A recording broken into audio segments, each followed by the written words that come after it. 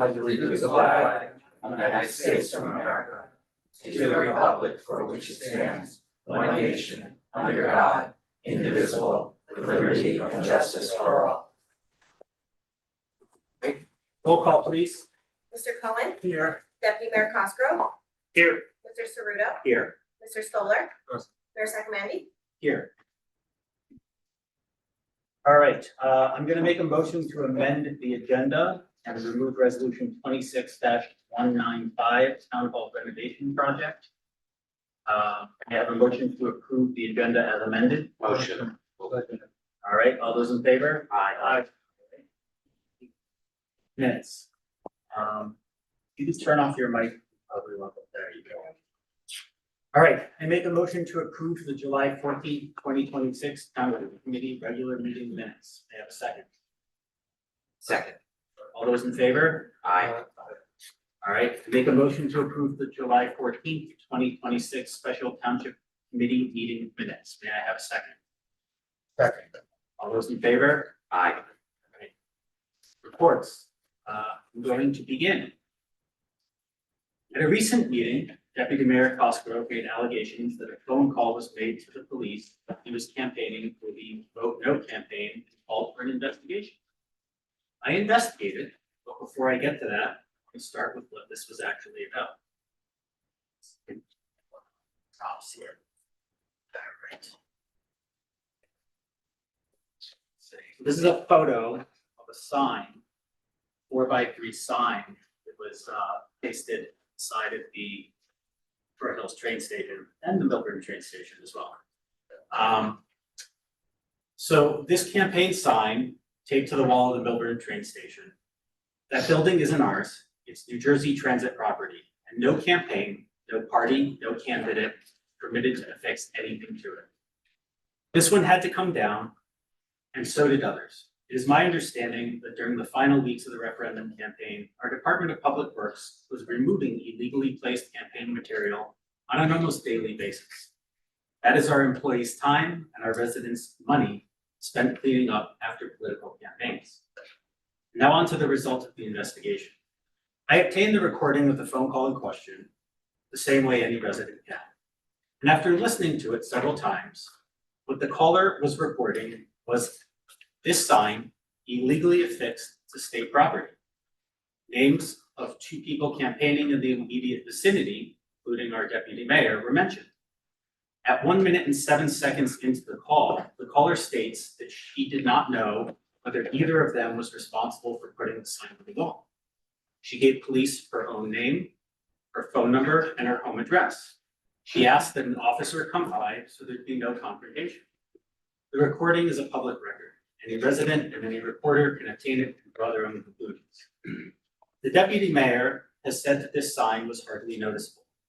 It was noticeable enough that a commuter spotted it, reported it to the station master, and then the station master suggested that the police would need to be the ones to remove it. I'll say one more thing, and I'll say it with real disappointment. When this committee organized, there was no requirement that the deputy mayor come from the other party. We chose to do it anyway because I believed then, and I believe now, this town is better served when both parties sit at the head of the table. I don't regret that choice.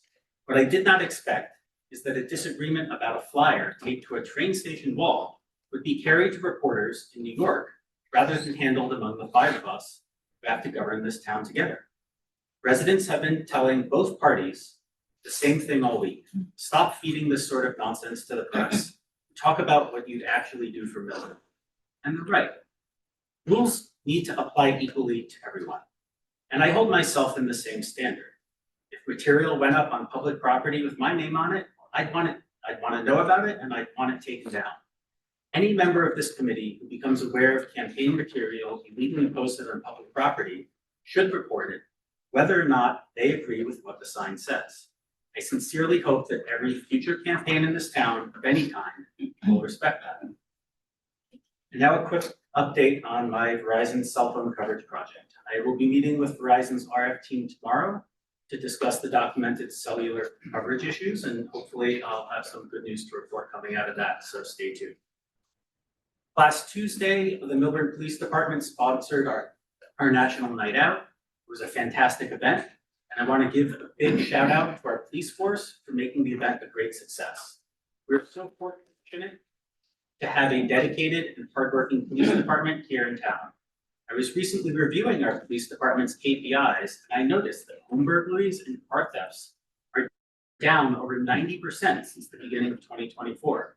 That puts us on track for our safest year ever. I think that deserves a big round of applause.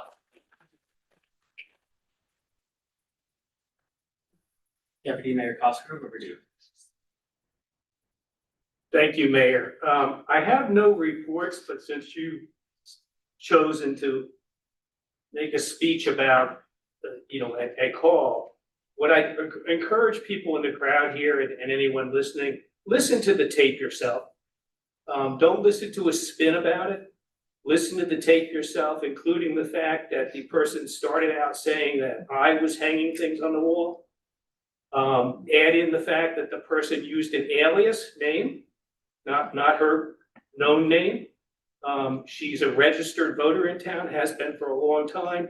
For some reason, there's a pause in the tape, and she gives her name, Jean Pellegrini, as the person calling the police. So I was extremely disappointed myself personally because I know Jean Pasternak.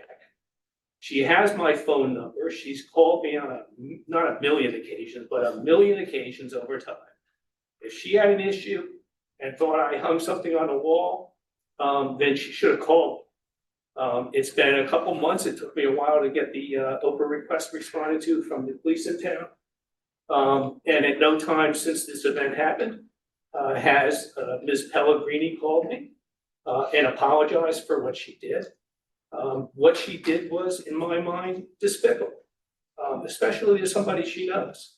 And if you listen to the call, she's clearly trying, but again, listen to the call and make up your own. Thank you.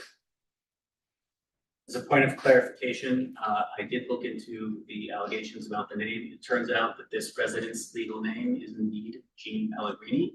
Not everyone, when they get married, changes their name, legally. So it's my understanding on her Medicare card, it says Jean Pellegrini. So hopefully she saw that part of the allegation rest. Okay, she's registered as a voter as Jean Pasternak.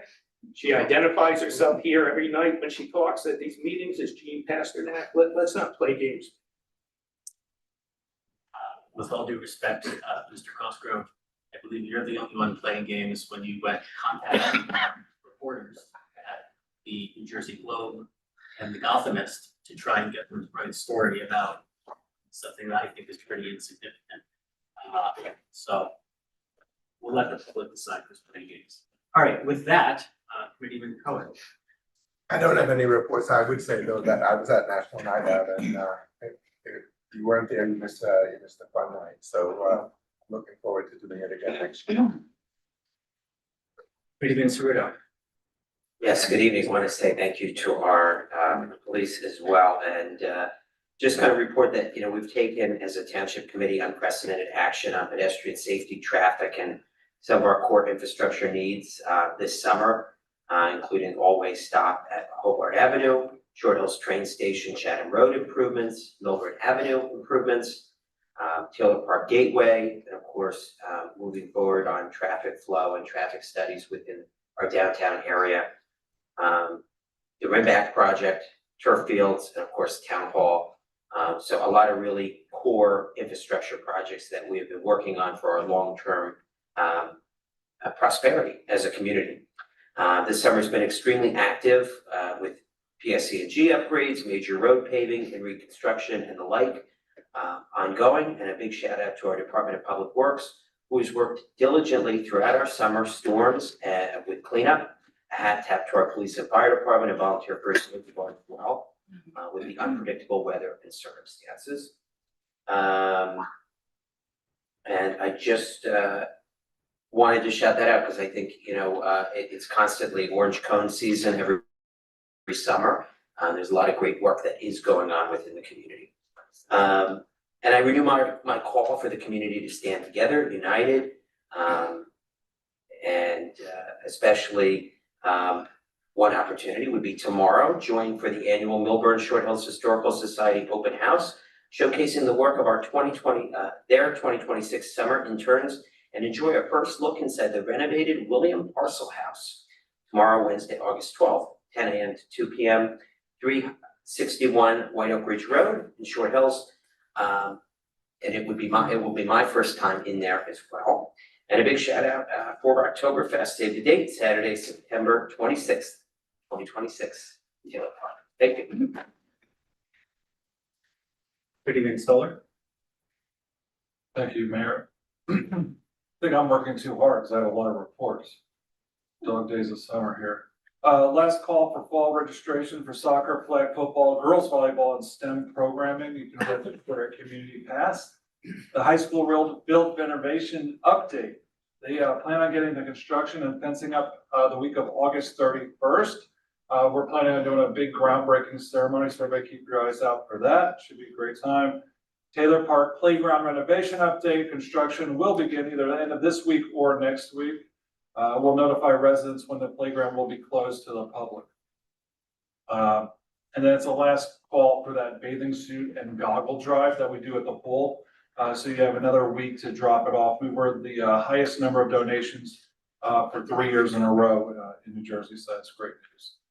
Special Improvement District, World Cup final viewing party. Does anybody want to guess how many people we actually had attend? Anybody? I know one person who knows. 2,500 guests, people in attendance at the World Cup. It was a fantastic event. Explore Milburn did such a great job. We had vendors, we had food trucks, ice cream. Everyone came out and just had a great time in the community to watch that. A big shout out to everybody on the Explore Milburn who made that happen. We hired 2 new marketing assistants to work with us in Explore Milburn, Alessandra Foti and Jennifer Wall. We have 2 new businesses coming to town. The Edit, which is a lifestyle and specialty shop. They're going to be in the Hearth. And then we also have Milburn Shoe Repair. They're coming to the old Teen Skin building. They actually left because they merged with another company. Finance Committee. I see Mr. Larissy here in the audience tonight. 2026 financial audits on the agenda for approval. It's also included in the annual audit corrective action plan, which is approved and filed with the state of New Jersey along with audit, not to steal Matt's thunder there. We finally received the full certified tax rate from the Essex County Board of Taxation. That came in at 2.086. Great job as always. You'll get a breakup between the school, municipality, county, library, and open space tax components. And also, we just renewed a 6-month CD with an APY of 4.13%, which is darn near impossible to get. Great job on that. Board of Education liaison, as it's very quiet. However, the big stir is that we're going through the whole listening project, talking about district-wide instructional framework for educational technology. These are your iPhones in the classroom and such. We're going to go through that. There's 3 listening forums. That's Monday, August 17th, 6 to 7, Wednesday, August 26th, 6 to 7 p.m., Tuesday, September 8th, 10 to 11, all here at the Education Center. You can find that on the BOE website as well. Always good information and how we process that going forward. I know my 15-year-old says she doesn't want it to happen. I honestly, personally want it to happen. So let's go from there. Those are my reports. Thank you. Business Administrator McDonald. Thank you, Mayor. Yes, a few reports. Just a brief update on the 250th mural, which has now been placed in the game room at Bauer Community Center. That was the result of long-term preservation of that mural. Having had it outside for the unveiling, it became clear that the mural, not necessarily the tiles, but the wood part of that would not hold up long-term in the weather. We've placed it in the game room. It's on display. We're looking forward to making improvements to that game room and providing it a very nice location and becoming a focal point of that Bauer Community Center.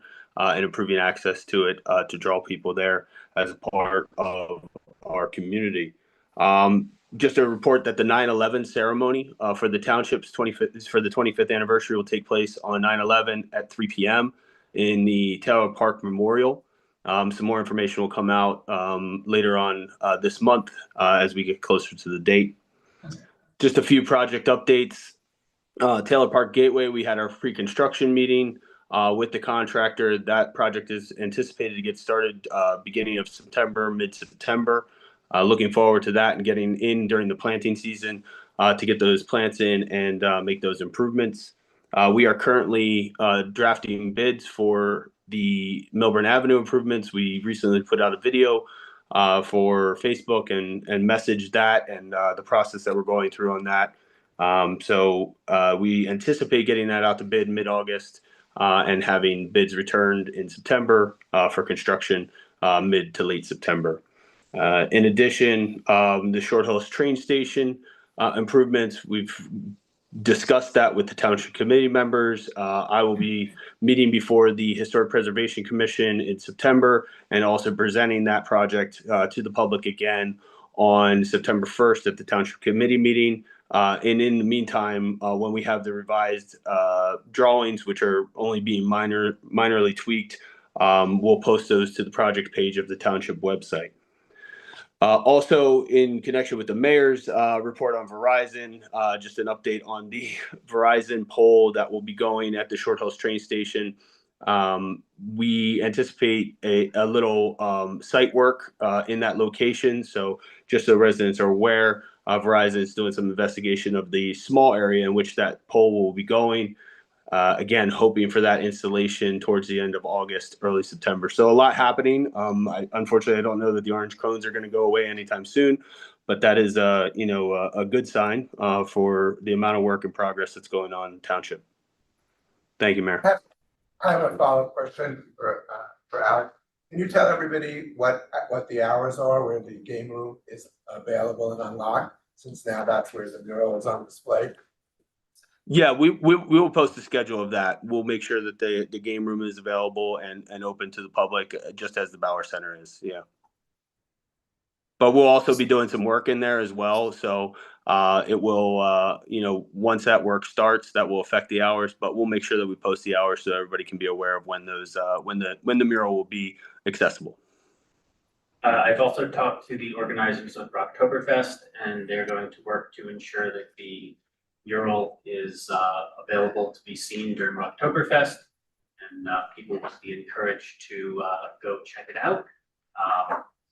So that'll be another opportunity. Attorney Cantor. Thank you, Mayor. I have a fair share housing update. Our fourth round compliance hearing was scheduled for 9 a.m. tomorrow morning. It was an in-person compliance hearing. The court was going to assess our compliance with fourth round. As the public is aware, RPM, who is the affordable developer, who's now on the site, former DPW site, launched an objection related to our third round compliance and their project. This committee entered into a settlement agreement by special meeting on July 29th. That which amended our settlement agreement with RPM. That settlement agreement requires a fairness hearing, a third round fairness hearing. So tomorrow has now been converted to a virtual case management conference with the goal to schedule the fairness hearing for the amended settlement agreement.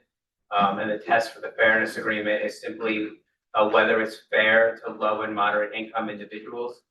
Given that the amended settlement agreement provides the same number of units as the original settlement agreement, there should be no issues at the fairness hearing. We're also going to ask the court to hold the compliance hearing following the third round fairness hearing. This request came, which a joint request by the Township and Fair Share Housing Center. This is good news for the Township that the court readily moved our compliance hearing to a case management conference in line with what Fair Share Housing Center wants. Again, I commend this committee for its hard work on its settlement agreement with RPM. and that we were able to get this done before tomorrow's date. Had we gone into court tomorrow without settlement agreement, it would have been a compliance hearing, or we would have been relitigating our third round, which was in the appellate division.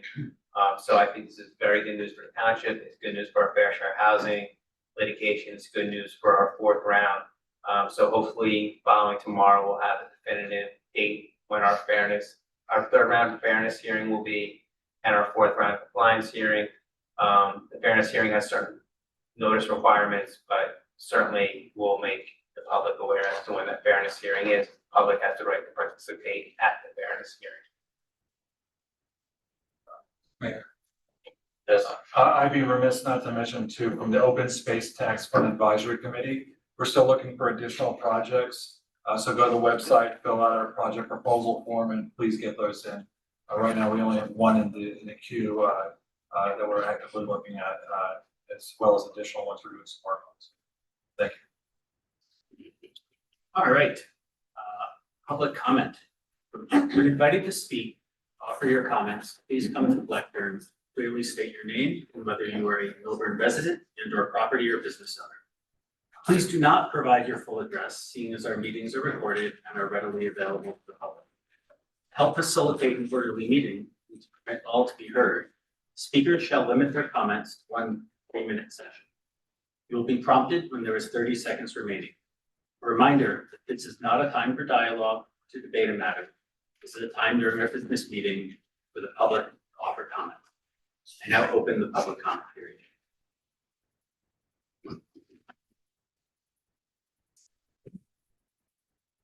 Hi, I'm Trina Frankel, longtime Short Hills resident. As many of you know, I have long advocated for some form of community discourse. The structure of these open comments at Township Committee meetings is important, but understandably doesn't allow for the back and forth discussion that conversations about complex issues require. So perhaps a more informal setting would work. I am therefore inviting anyone who wishes to join me at Panera on Morris Turnpike the first Thursday of every month from noon to 1 p.m. The hours, I don't do well, don't drive. I chose Panera because the lighting is good for these old eyes and the parking is accessible, and I like the desserts. The talk would be open-ended. Every topic is on the table. All sides of the political spectrum are desired and welcome. I would only ask that by joining this group, one agrees to participate in civil discourse, listen more than you told, and everything is off the record. A new and rapidly becoming dear friend has agreed to help me with this plan. We would not be facilitators, just one of the gang. If more than 5 people come, we would break out into 2 groups. If no one shows, she and I will just chat or read our books and drink our coffee. We hope to see you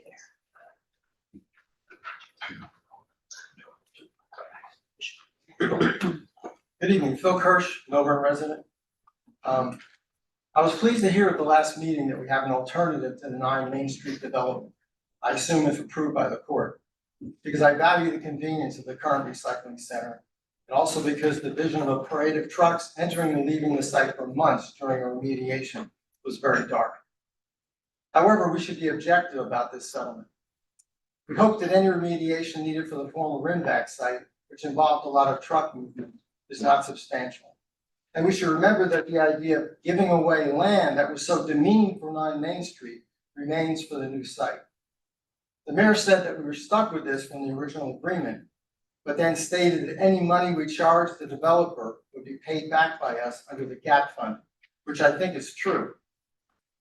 What developer is going to actually buy the site from us to develop it? Again, the idea of a pilot, payment in lieu of taxes, has certain benefits for the town, but was criticized in the 9 Main Street plan. Now, apparently, it's fine.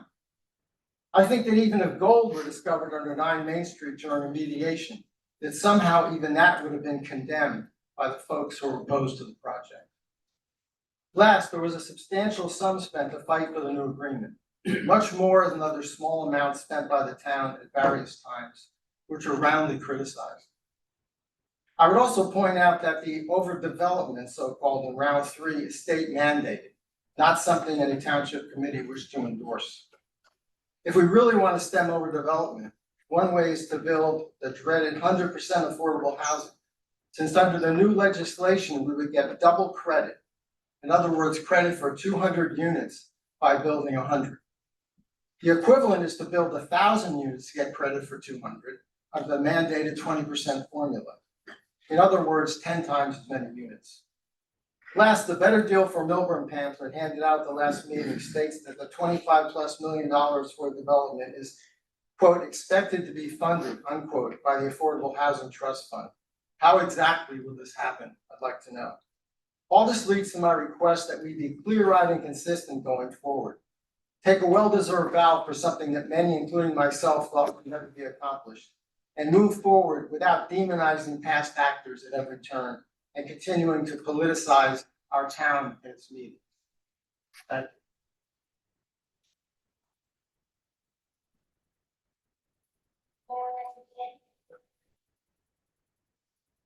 Jay Morelli, resident. I'd like to start by thanking the TC members for their service to the community. I'd also like to give a shout out to Chris Myers of the Rec Department for the windscreens and the pickleball courts. Good job. Tonight, I'd like to speak about an item that's listed under new business, restaurant food service. About a year ago, the TC asked the Zoning Examination Advisory Committee to look at a 2021 restaurant ordinance that was passed during COVID.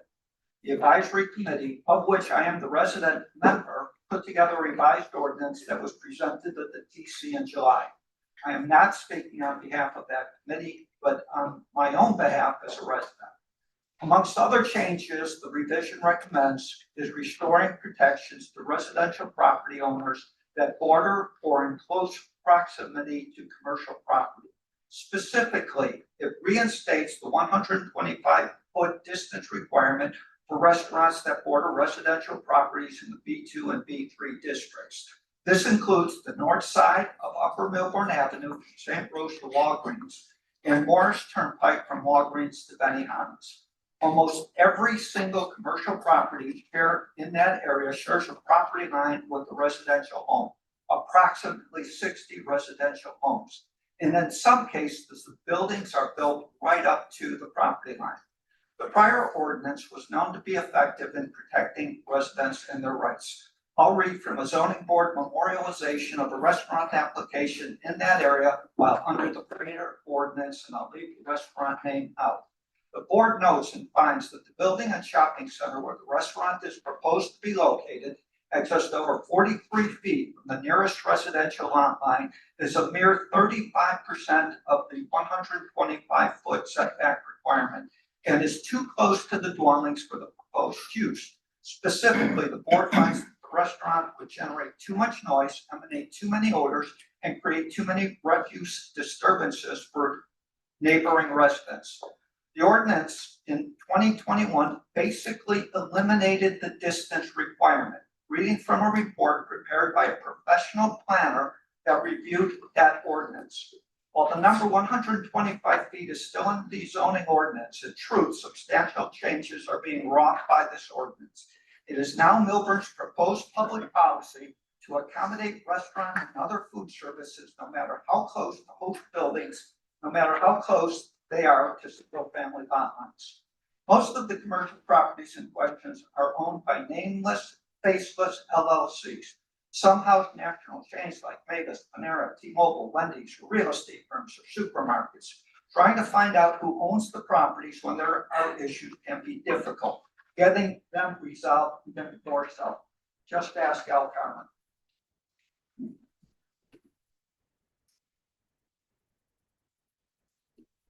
Hi, I'm Pat Morielli, a longtime resident of Short Hills.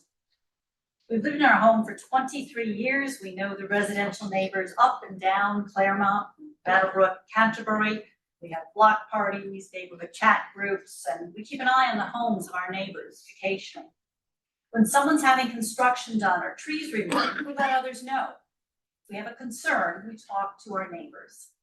The same is not the case for the commercial property neighbors that we typically find out via a registered letter or trucks showing up with construction crews of changes occurring.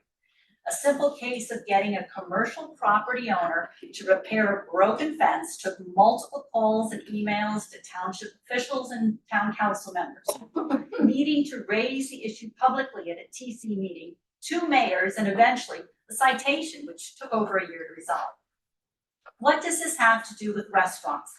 Well, for example, imagine a restaurant disposes food waste in open dumpsters. Odors of rotting food fill the backyards of the surrounding residential property. Rodents appear.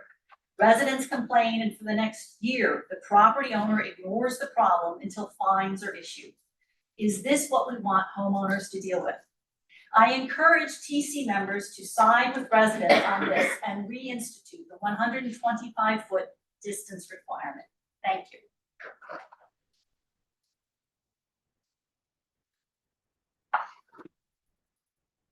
Good evening, my name is Jeffrey Phillips, I live in the poet section. I asked, by my custom, I sent you a heads up memo. The memo is incorporated in the minutes because a lot of the actions that we heard today, I believe, were a direct result of the memo that I sent on yesterday morning. Yesterday, very important case issued by our state Supreme Court. I sent it to you. And everyone in this town should read about it. It's about the square corners doctrine. So when people ask questions, you should get answers. It's a very harsh dissent in this case. It impacts what happened at the special meeting and could impact what's about to happen later this evening. Later today, we're going to talk about the calendar year 2025 audit. And there's an action compliance plan. That means we don't have a clean audit. And also, I ask everyone to look at the footnotes.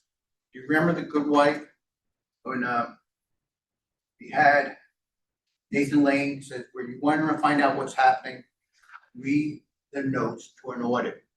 Read the subsequent events.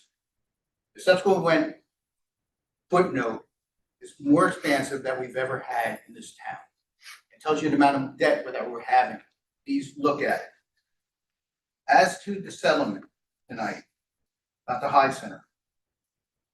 When we had the special meeting for the round 3, we had a presentation. There's no presentation about this. The settlement agreement, I think, was posted sometime maybe after 5 o'clock yesterday. There's a blank in it about what is the engineering plan or sheet's going to be. There's an exhibit that's supposed to be site plan. It's not attached. How can we give questions? How are we supposed to know how the project is different? Many of us attended all those hearings beginning in September of 2024. 3 of you were involved in various of those hearings. Mr. Cosgrove, you were an alternate at the beginning of that process. I remember when that meeting began, I asked a question about ratios. And at that time, it was shown that we were in the wrong place. We should have been in front of the zoning board. And now I don't know where we stand. There's going to be, I think you need to explain the process about what hearings had to go before the planning board, what hearings had to go by the zoning board.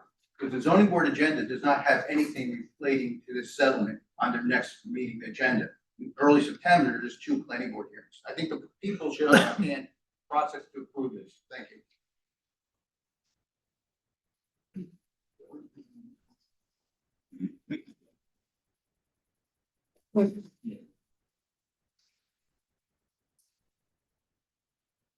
Good evening. My name is Dawood Harry. First of all, I want to support what our dear neighbor Jay mentioned. I'm referring to the proposed restaurant in our neighborhood in Morris Avenue. We are already suffering from a lot of noise that was coming from the traffic. And this extra burden that is going to be imposed on us is really beyond our tolerance, because restaurant, as Jay mentioned, is not going to be a welcome business for our neighbors and residents, because of I don't want to mention again for the sake of time, but the film orders and also all of those stuff related to it. So I would be opposing to that kind of proposal. Thank you very much.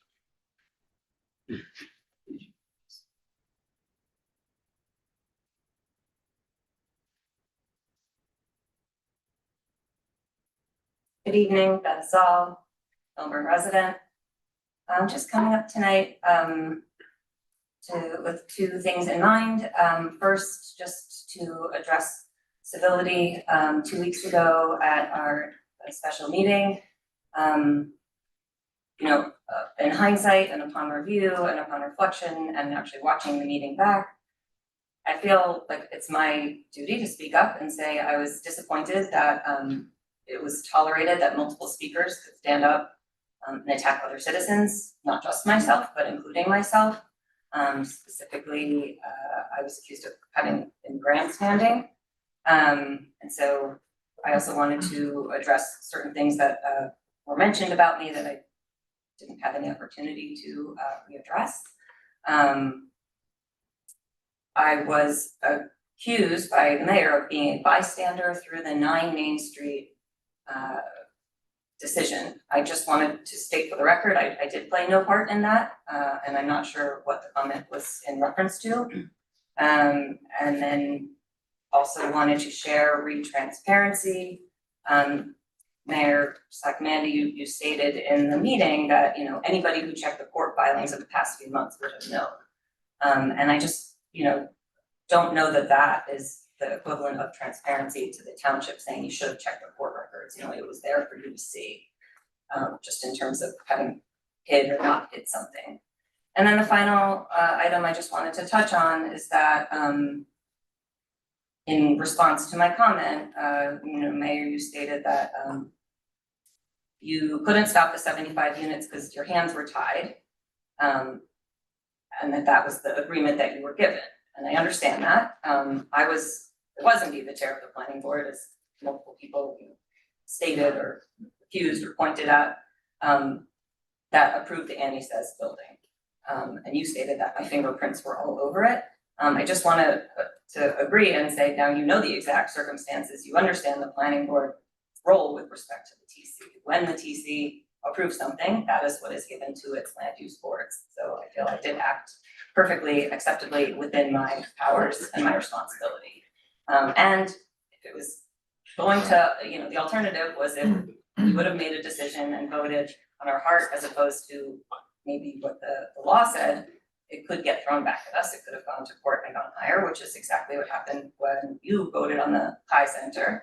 And that is costing us $3 million. I stand behind my votes and the way I moved on that, and I would do it again. Thanks.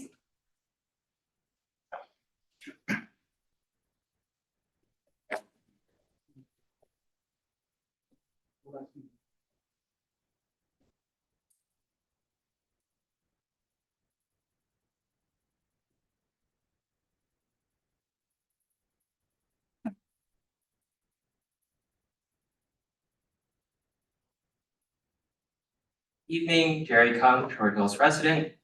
Again, as usual, I try not to make comments at these meetings, but sometimes the gaslighting just becomes so intense that someone really does have to be heard. So in terms of civility, Ms. Zoll, I do think that there is an issue with civility because the last time I was standing up here at the podium, I believe someone that you're intricately tied to at the moment got up and interrupted my comment.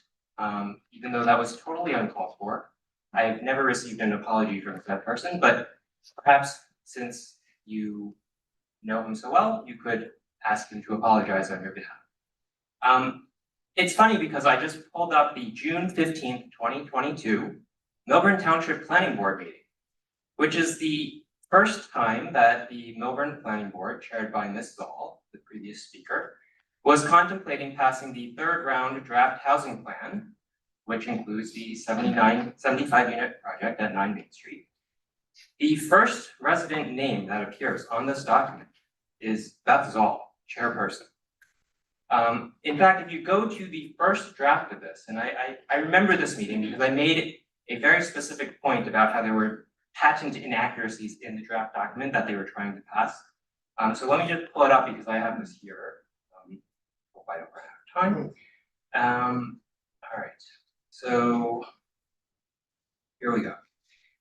They were attempting to pass, on that date, the planning board was attempting to pass a first draft of the third round housing element plan, which included the 9 Main Street site. And in fact, that version that they were contemplating said there are minimal environmental constraints associated with this site.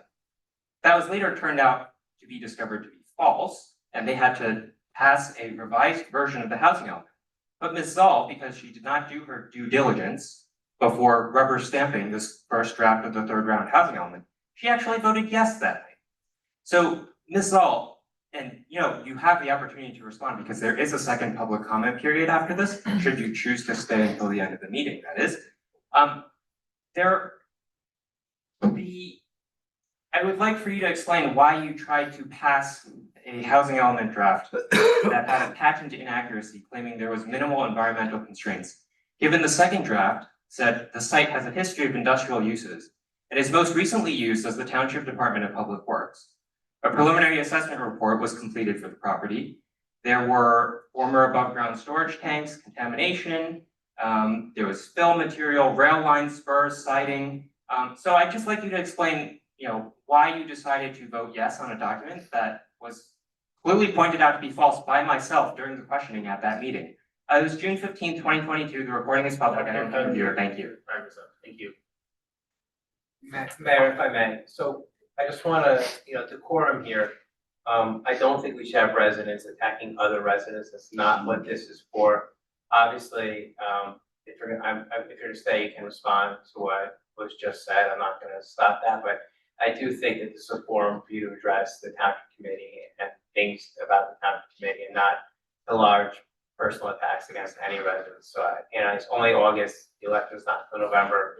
We're not gonna make it if we keep getting up and attacking other residents. So please try to show decorum. Please address your comments to the chair, which is the mayor of our meeting. Let's not have residents attacking other residents. Thank you.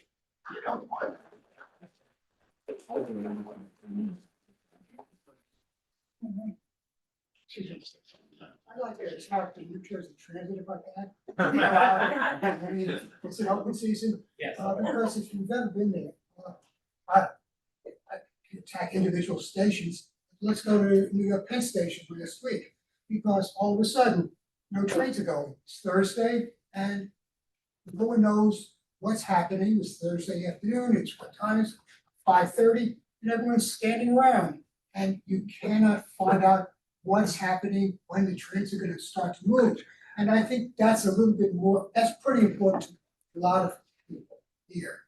And to young people, old people, seniors. Also about tickets. A lot of people are unhappy when it's only 30 days. You buy a ticket, and then all of a sudden, well, it's only good for 30 days. And guess what? The trains were not operating for quite a while. The trees fell down.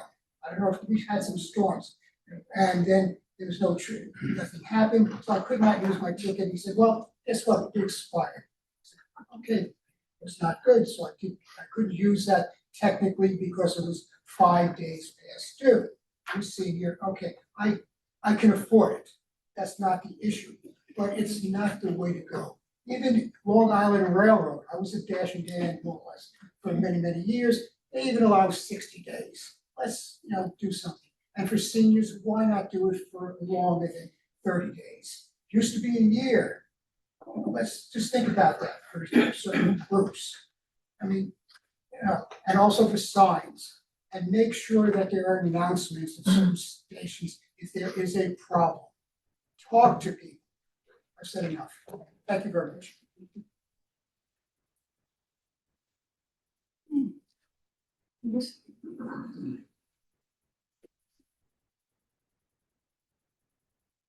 Good evening, Cyber President. I always, my whole life, have enjoyed facts. Some people, maybe they don't enjoy facts. But I enjoy facts, so when people bring up facts, you should listen always and try to decipher if one person's facts are true or another person's facts are true, but they can't both be true if they're talking about opposite sides of the same thing. But I will tell you one fact that happened yesterday.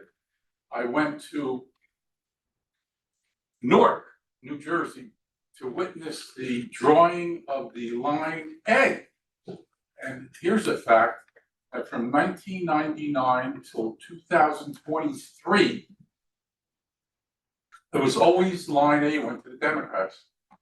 But in 23, when Ben and Frank ran, it went to the Republicans. And just so everybody knows, yesterday line A went to the Republicans again for the November election. So that's a true fact. Anyway, I'm happy that the 9 Main Street thing has been moved. I think it's a positive thing for the town. And all the good work that was put into it by these representatives here is for the benefit of the town. I mean, is everybody here a resident of the town? You are. I didn't want to see the DPW site moved. I didn't want to see it. And I hope this new project works out nicely for everyone. And that's pretty much it. Have a great week.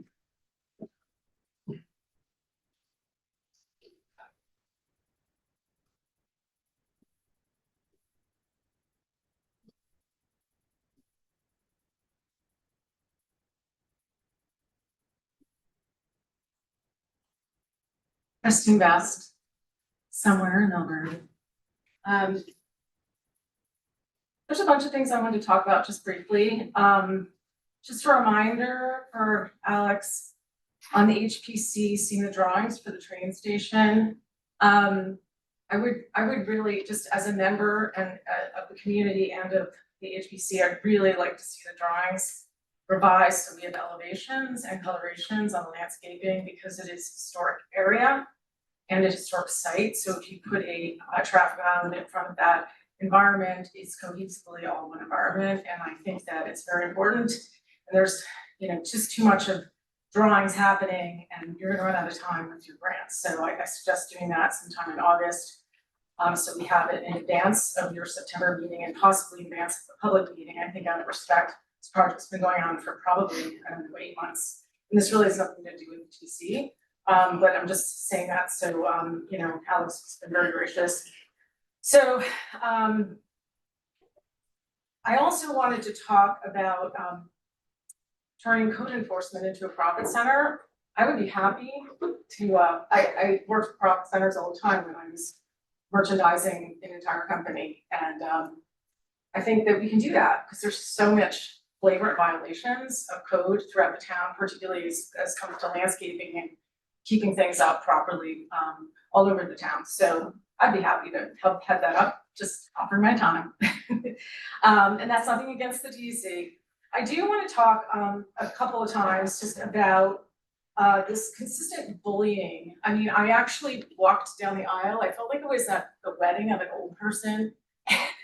And I was walking down the aisle backwards and I got a couple of catcalls from ladies. And I remember it really well because it's a form of bullying. And they said, be nice, be nice, be nice. And I was like, so lovely.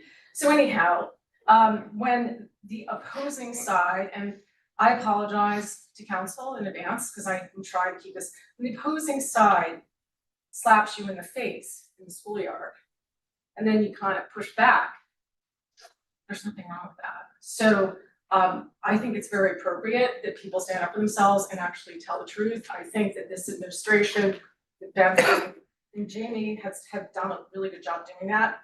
But I want to go back to what Ms. Dahl said. And, Beth, I think you're a lovely person and obviously very talented. And I saw you in action. I went to almost every High Center meeting because it was a property that was in a residential area and they were going to put a 100-car parking lot in next to multiple estate properties with big lights. And I felt very strongly about it. And I was actually bullied. My time's up? Yeah. Okay, I'll come back later, thanks.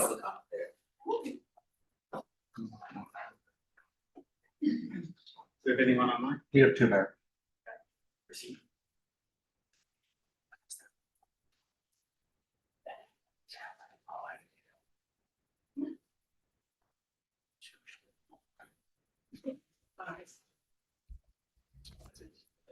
Am I on?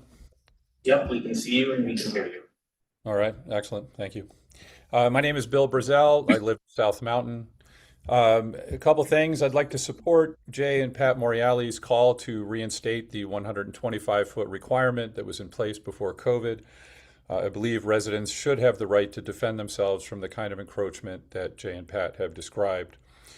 As we talk about the reasons that the mural was moved to Bauer Center, I would like to know why the artists who contributed to that mural from the more than 50 groups in the community were never told about the move or why it was happening as many, many weeks went by. There seems to have been no good reason to keep them in the dark, and I do believe that is no way to treat our town's volunteers. And that has to do with the way the mayor and his husband are now attacking Beth Zoll and, of course, me. As the chair of the Planning Commission, Beth also was a volunteer. She put in hour after hour making sure that building plans met the town's ordinances. Now, apparently, the mayor and his husband have decided to attack her volunteer work at TC meeting after TC meeting in what is obviously electioneering from the dais. That should stop. Speaking of things that should stop, in the recorded call to which the mayor referred at the beginning of this meeting, Ms. Pasternak told the police, quote, "There's pasting or taping flyers to the property of the New Jersey Transit," unquote. She also said that Cosgrove is a township committee member and he ought to know better. That allegation was false and defamatory. There is no evidence anywhere that either Committeeman Cosgrove or Nick Romano pasted or taped flyers anywhere there, nor was Ms. Pasternak even there to see what she claimed that they were doing by her own admission. Because the mayor seems not to understand the problem with making false allegations to the police, I would like to remind the Township Committee that doing so is wrong for 4 reasons. 1, resource diversion. False reports pull emergency responders away from real life-threatening crises where help may be urgently needed. 2, delayed response times. Dispatchers and officers spend time investigating fabricated claims, as they did that morning, instead of actual community emergencies. 3, risk of injury and death. Police responses are inherently high stress and volatile. Introducing a false threat increases the chances of a tragic or violent encounter. We happen to have very professional police here in Millburn, but there's no guarantee that an officer may not have had a bad day. Finally, there's the risk of wrongful arrest and trauma. An innocent person may not understand what's going on. They may respond in a way that the officer finds improper. The innocent person may then be handcuffed, publicly humiliated, jailed, or put through a costly, stressful legal defense. Thank you very much. I just want to again say, the mayor is up here on the dais, so certainly you can comment on him, but commenting on his family members, I believe, is inappropriate. And along the same lines as what I had said previously, we shouldn't have residents attacking other residents or family members of the public. Do you have anyone else online? No one's coming now. Hi, good evening. Jean Pasternak Pellegrini. Pellegrini is my legal surname. It's retained for professional career reasons, and I'm here to rebut the accusations and give my perspective. During the June special election campaign, Vote Yes lawn signs were defaced. A costly Vote Yes banner on private property was repeatedly slashed, and oversized campaign posters were repeatedly posted illegally on the walls of the Millburn and Short Hills train stations. Those who gave their time, money, and passion to the campaign were understandably upset. In my view, these incidents represented a new low for politics in Millburn. Our community is better than this. Against that backdrop, the straw that broke the camel's back came days before the election. I called the police to report a very large campaign poster taped to the wall of the Millburn train station and asked that an officer come so that there would be no confrontation. I mentioned that 2 people were distributing political literature. Nick Romano and Dave Cosgrove because they were there and associated with the Vote No campaign, as reported to me by a friend. I also specifically said, I don't know if they're the ones that tape stuff to the wall. Those are my exact words on the recording. I did not tell the police that I knew either individual had put up the sign. I expressly said that I do not know who had done it. The dispatch summary did not capture that qualification, and the responding officer found no election interference violation. The suggestion that I call the police to interfere with someone's right to engage in political activity is simply not true. Candidates Brazel and Zoll posted these accusations on Facebook. They're false. I reported a campaign sign I believed had been illegally posted on train station property. I did not report political speech. I'm disappointed that this has been turned into a personal and political attack, and I'm taken aback that Mr. Cosgrove failed to mention to the reporter and tonight that we actually did speak in person the next morning at the Short Hills train station, where Mr. Brazel was also present. I asked him if he was going to remove the same illegal poster I reported the day before in Millburn. He said only, I didn't put it there. Since 2023, our residents have seen a significant shift in the Township Committee's focus towards solving Millburn's challenges and delivering results. I'm grateful for the hard work of Republicans Mayor Frank Sacamandi, Committeeman Ben Stoller, and Jamie Ceruto, and for the collaborative work of their colleagues, Democrat Committeeman Cohen and Deputy Mayor Cosgrove. We're now entering another campaign season. We can disagree passionately about Millburn's future, and we can challenge each other's ideas and records, but we can do that without treating our neighbors as enemies. People who volunteer their time, contribute their money, and work for a cause deserve better than having their actions misrepresented. I hope we can raise the level of political discourse in Millburn. I'm ready. We can disagree without being disagreeable and compete without destroying the character of the community we care about. Thank you. Unfortunately, thank you. We have one more.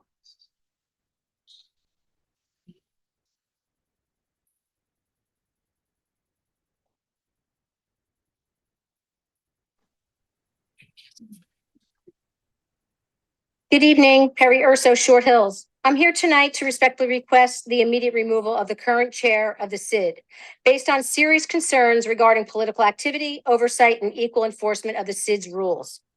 The chair has extensive political and municipal experience. She is a former Democratic Party chair, a mayor, deputy mayor, township committee member, and a current Democratic district chair. I mention this not because she's a Democrat, but because someone with that experience understands the importance of keeping the SID separate from partisan political activities and has nothing to do with her volunteerism.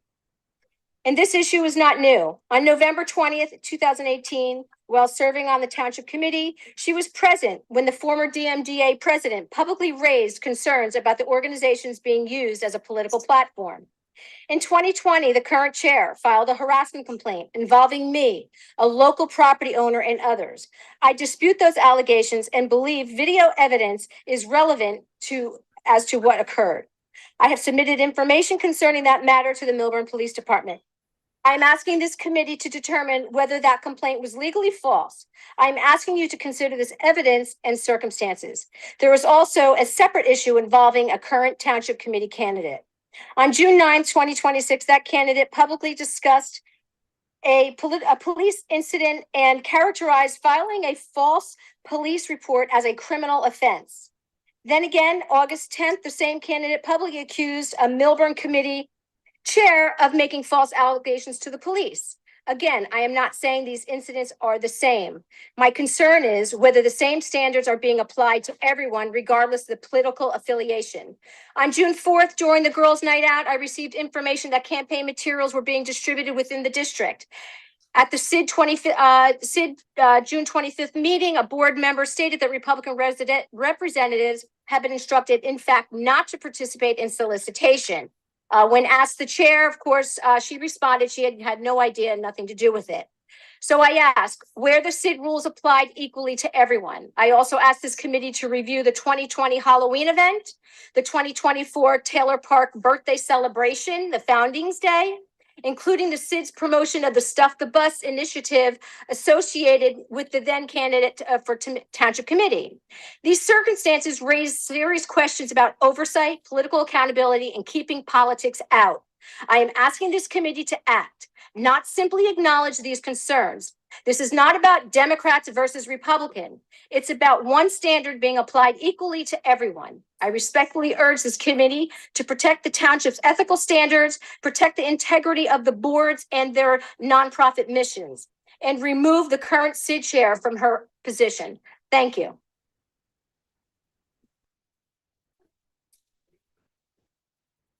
Anyone else online? No, Mayor. All right, with that, I will now close public comment.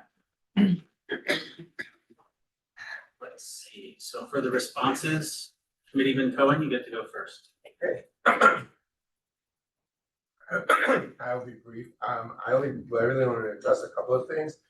The restaurant ordinance has been kicking around for, I don't even know for how long. It predates even the process that we built later, where things come from the TC, go to the zoning code subcommittee, and then come back. It's even earlier than that.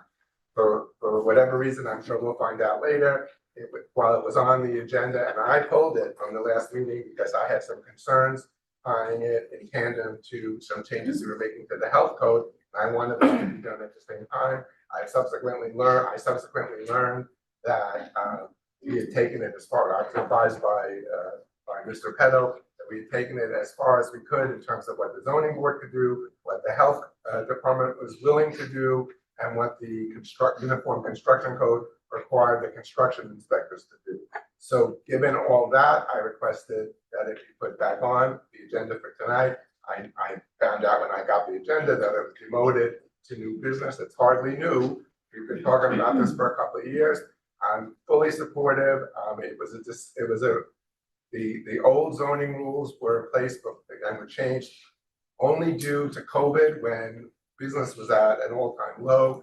In the interim, no restaurant has ever even applied to be there. And I think the residents that live in that area deserve that protection to make sure that they go back to when they bought their houses, what the rules were. COVID is certainly over. We don't have those emergency conditions anymore.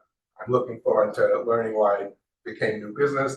Hopefully it will become an ordinance again at the next meeting for the first reading and then subsequently passed, but it has my full support. The only other thing, Mr. Feld, I did read your heads up comments. I'm sorry to tell you, nothing we've done today had anything to do with your heads up comments. Thank you. Really? Yeah. Deputy Mayor Cosgrove. Thank you, Mayor. Ms. Frank, thank you very much for your comments, and I think that's a good idea. Mr. Kirsch, thank you for your comments. Mr. and Ms. Morial, I too agree that it's been far too long that's been on the burner and not acted on. To the people in the audience, to me, it's a very bright line that we need to draw in this town between protecting a resident who lives next to a business and being nice to a business and wanting the business to thrive. It's a clear choice for me.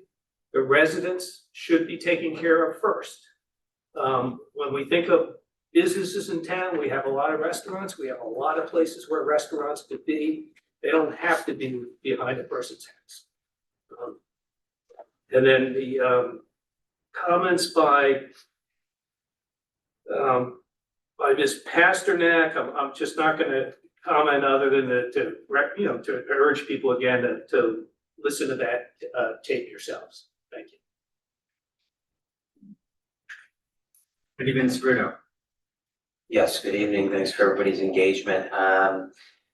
Just want to comment, I would never support 100% affordable housing development in this community outright. I would never support it. Even if it meant, tacking off more units. I don't think it's the right thing for our community, no matter if it's a contaminated site or otherwise. We're going to talk more about the restaurant ordinance later, and I think we have some questions for the planner, but certainly looking forward to hearing more on that.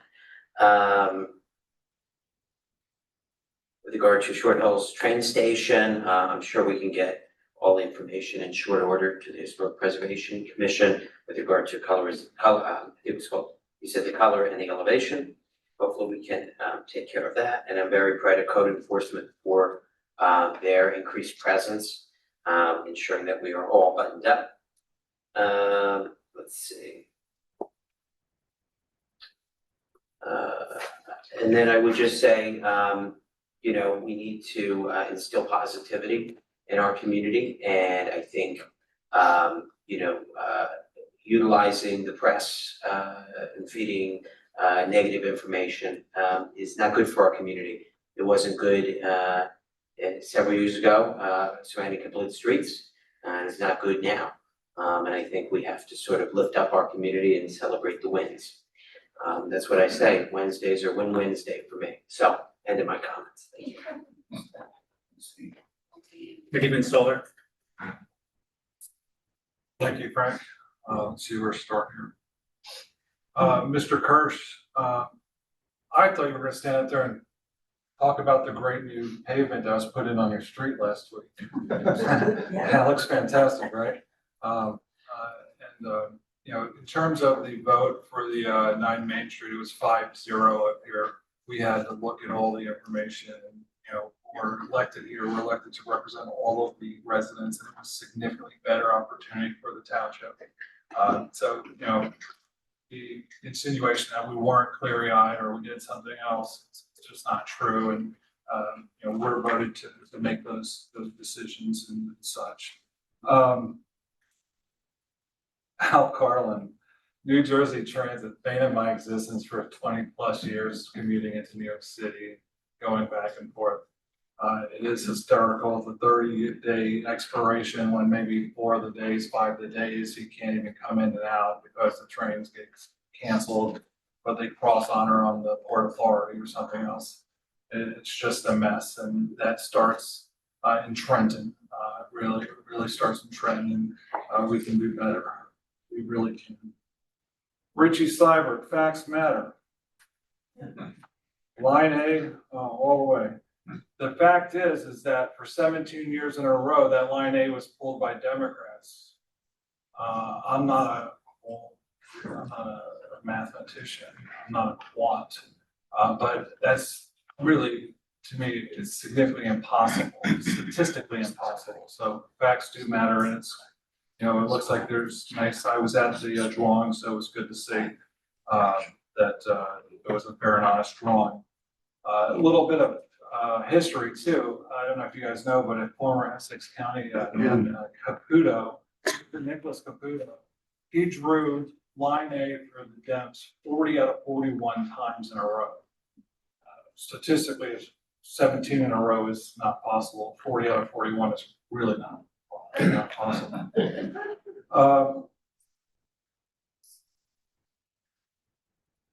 Bringing Just to be clear, I believe since you were at the drawing, I was told that someone asked, you know, oh, did they put these in the freezer? And one of the officials said, no, we don't do that anymore. Correct. I asked that question. And they're the one who gave me the name of Caputo, and I that's why I wanted to do some research on that thing called Google.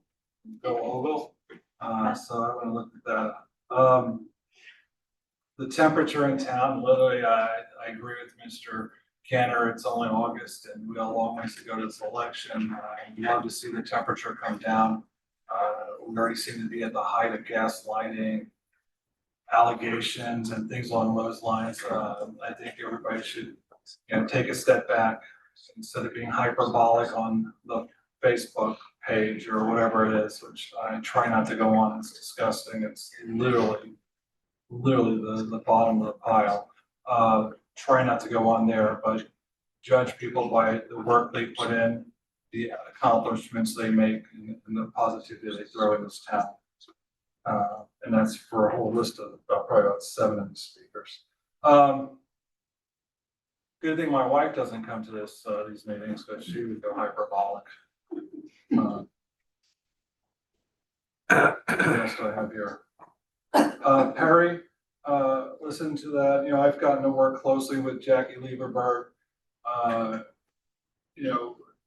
On the Explore, I look at the KPIs we set up for Explore, and we really continue to hit on all KPIs. I'm happy to welcome Michelle and you to the team.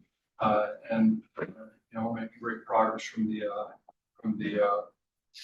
business community in town. I get tremendous feedback wherever I go. I don't get a free sandwich, but I get tremendous feedback. That's it. Ms. Frankel, thank you for your comments. I've actually been in a setting with you where we've had others around and had open political discourse with people from different parties, and that was very productive. It's when we were planning the ICE event, and it was neighborhood association that sponsored that. So I wish you the best of luck with your tenor group. And I hope that whoever goes and participates will be able to be civil and talk with one another in a civil way. Mr. Kirsch made some claims that were not true. He made a claim that the round 3 numbers were mandated. Well, that's not exactly true, because the TC at the time gave extra units. The DPW and Woodmont were not part of our RDP. And for those of you that are well versed in, fair share housing in the state, RDP is what you have to build. And for whatever reason, I'm not here to explain it, but for whatever reason, the township committee at that time decided to add 2 projects that were not part of the RDP. So those were not necessary projects, but as soon as they added those projects, which the planning board then voted on as part of their housing element fair plan, once all that was approved, then there was no way to undo it. Those units would have to be built. So we were handcuffed by the sins and misdeeds of those the past.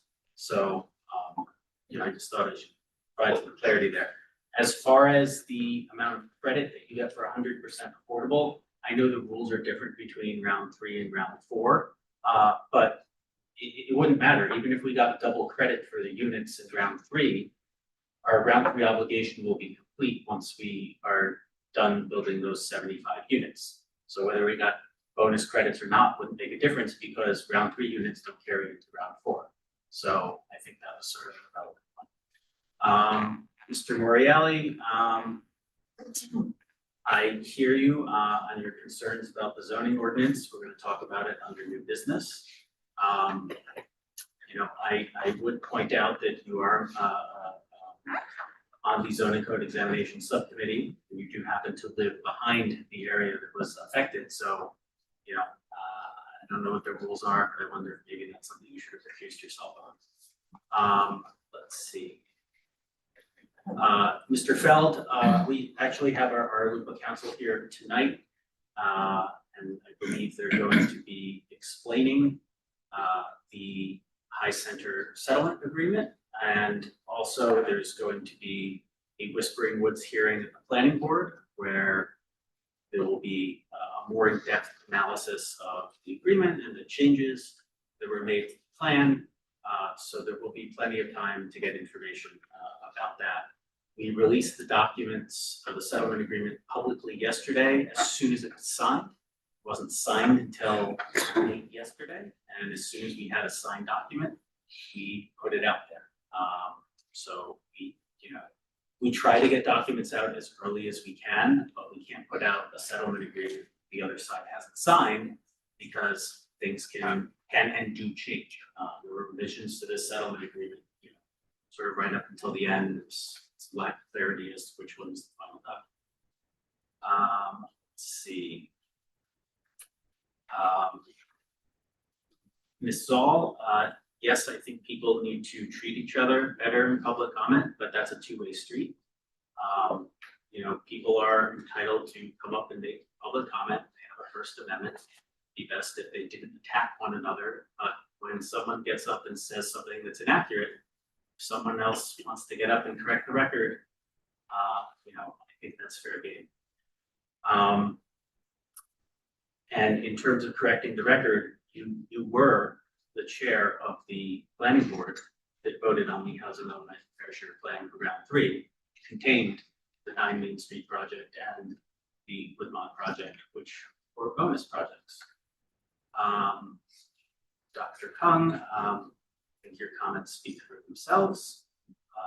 In the future, perhaps use your intelligence to phrase them in such a way that the comments are directed out towards me. I'm sure you can say the same things you want to say, but doing so within the elements of all of the rules. Mr. Carlin, I couldn't agree with you more. NJ Transit, it's a complete and utter disaster. Whittyman Stoller and I have talked to NJ Transit officials on multiple occasions. We have relayed a lot of the concerns that you brought up. We've talked to them about, need for better, electronic signage that actually works, up-to-date status information, also physical issues with our train stations.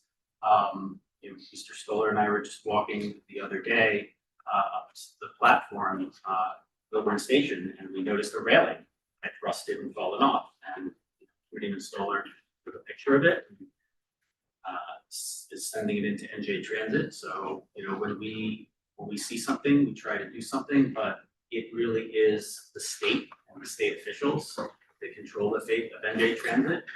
And I don't know, it seems like year after year, same people keep getting elected and we have this. Keep that in mind during election season. Mr. Seibert, I appreciate that you enjoy facts. I too enjoy facts. I think that is a very astute observation you made about the line A.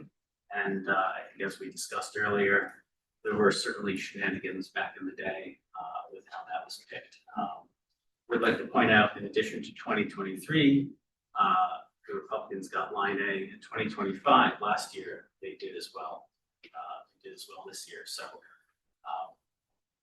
as far as I looked into, it is statistically impossible for 43 times when it's an A or B for one to come up with it.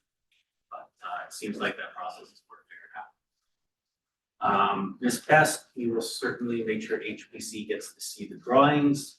I've asked to see if we could get renderings.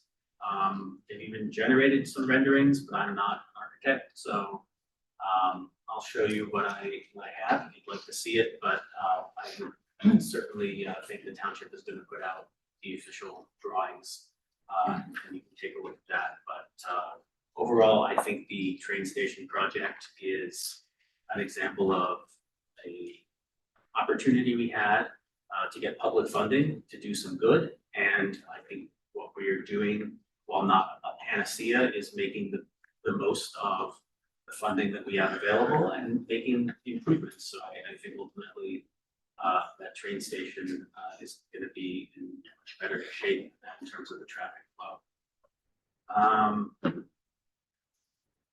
Mr. Brazel, I'm not even going to dignify that with a response. I think you misquoted the tape, and I encourage everyone to listen to the tape themselves. And then as far as volunteers and criticism, when you join a township board, especially one that's a statutorily mandated committee like the planning board or the environmental commission, you are then a pseudo government official, whether you were elected or not. And it is well within the rights of the public to criticize actions that you take. People get up and criticize me meeting after meeting. I accept that. That's what happens when you get involved in local government. You make decisions. Members of the public are going to hold you accountable for those decisions. There's absolutely nothing wrong with that. Ms. Pasternak, thank you very much for clearing the air on exactly what transpired. I agree with you. I think the tactics that were used in this past referendum campaign certainly by one side were deplorable, and I hope that we don't see that sort of behavior in the future. Ms. Urso, we actually have under new business tonight to discuss the city restructuring. So we'll let those conversations transpire and see what comes out of that. That's all I have. Business Administrator McDonald, do you have any responses for the public? Just two, Mayor. One is for Mr. Carlin. I would encourage you and others that are concerned about New Jersey Transit to look into the Lackawanna Coalition, who is the rider advocate group, and I think could be helpful as another avenue of approach. Certainly important to bring it to the Township Committee and the state's attention, but that might be another avenue of approach. And just in response to the comment regarding a profit center for code enforcement, I would highly discourage that. Certainly, we want to continue to increase enforcement. We are doing so. We are in the final steps of interviewing for the another code enforcement officer to focus in on land use resolutions and decisions. And we want to continue that enforcement, but also understanding that not everything is a violation. There may just be aesthetically things that people don't like. And I understand that, but we also have to work within the code. And as far as the application to the HPC, yes, we will be prepared for that. We are working on renderings, as the mayor had indicated. I'm looking forward to hearing from the HPC and their thoughts and decisions on aesthetics of this improvement, and those things that are within their purview. All right, thank you. I'd like to add, I believe that we actually aren't allowed to have our fines be a profit center. Is that correct? Correct. And I also just would discourage, departments having to pay for themselves through the fines that they are levying. I think that creates an environment that we would not want to encourage. We've also raised a whole bunch of them. Yes, and we're waiting. So actually, we raised them so much so that we're waiting on the state to make sure that they're okay with that, because again, they don't find city towns to be considered a profit center. So hopefully we'll get the answer back on that soon. Correct. Attorney Cantor, comments? No comments on Mayor, unless I don't have any questions. All right, moving on to the consent agenda. Township Committee will now consider consent agenda resolutions. Are there any comments from the committee in regard to any items listed on the consent agenda? Yeah, I have a couple. As a matter of fact, I was communicating with Alex back and forth, but given his vacation, I had sent some follow-up questions that he was not able to have a chance to answer. Specifically on the Princeton Hydro contract, the attached doc sheet was unclear as to the area that they would be looking at. And I wanted to be made clear in the contract that anything relating to the property of the Arboretum is out of scope for the settlement. And can you confirm that that is the case? So I cannot confirm that is the case. As I mentioned to you, Committeeman Cohen, that the focus is the Glenwood Road or Drive, Melbourne Avenue, underground pipes, as well as potential storage in Lot 14 and potential storage the remaining portion of the high school athletic fields. I do understand that there was a discussion at one point regarding channelization, and that would just be the stream bed. There is not renewed discussion regarding a detention basin in the Arboretum, but only the existing stream bed and channelization that could take place there to provide capacity. So it would be difficult for me to say that it wouldn't include the Arboretum property, but I think where the concern that you had on that was, or not to make an assumption, but the original concern was this, very big, deep detention area within the Arboretum that is no longer no longer on the table. And then the other question I had was on the Essex County Urban Development Program, which you explained was a grant program that would help us build affordable housing. And my question was, is that money we would use for existing affordable housing, or because we're not building anymore, as far as I know, it's all being done by, even round 4, by private developers. The only thing we're building is is the, you know, the new Essex Street site. And I was wondering if this grant, since that project is already underway or will be by the time the grant comes, if this grant could be used for that, and if not, I don't really understand what we would be getting out of this grant. So just to explain that resolution further is that this is our participation in that program, which allows the township to be eligible for home funding, which is a federal pass-through to Essex County, which could be included in the capital stack when it comes to the RPM development and settlement project that would be taking place on the corner of Spring and Essex. It could be coupled with the low income housing tax credits to reduce the gap funding. So that would be the reason for participating in that program. Okay, I wanted to make sure it could be used for RPM, because if it couldn't, then I didn't see any reason to have it, but now. Yeah. Yep. Are there any other comments or concerns from the committee? All right, may I make a motion to approve resolution 26-187 through resolution 26-193, which are listed on the consent agenda. May I have a second? Second. Roll call vote, please. Mr. Cohen? Yes. Deputy Mayor Cosgrove? Yes. Mr. Ceruto? Yes. Mr. Stoller? Mayor Sakamory? Yes. All right. Resolutions. So the first resolution of tonight is 26-194. I would like to invite our Arlupa Council up to briefly explain the history and the settlement agreement. Please.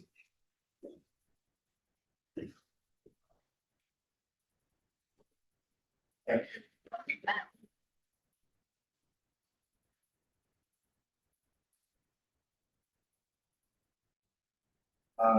Good evening. My name is Anthony Sehan.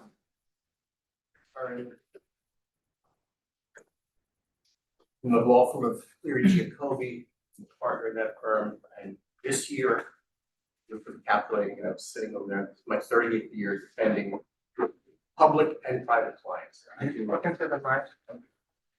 Take the mic out of this. I do mostly, almost exclusively defense work. And I was retained through the township's insurance carrier to represent the township in 2 lawsuits that were filed by the High Center against the township, and then first the zoning board and then the planning board. The zoning board lawsuit was filed in March of 2023, and the planning board was in November of 2025.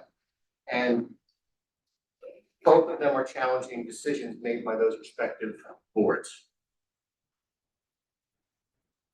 They deal with 2 different pieces of property that were owned by the Chai Center, both seeking 2 sets of damages against the town under a statute that we all call RLUIPA. It's an acronym for the Religious Land Use and Institutionalized Persons Act. It was created to ensure, I'm not going to deal with the institutionalized person, we're just going to deal with the land use portion here.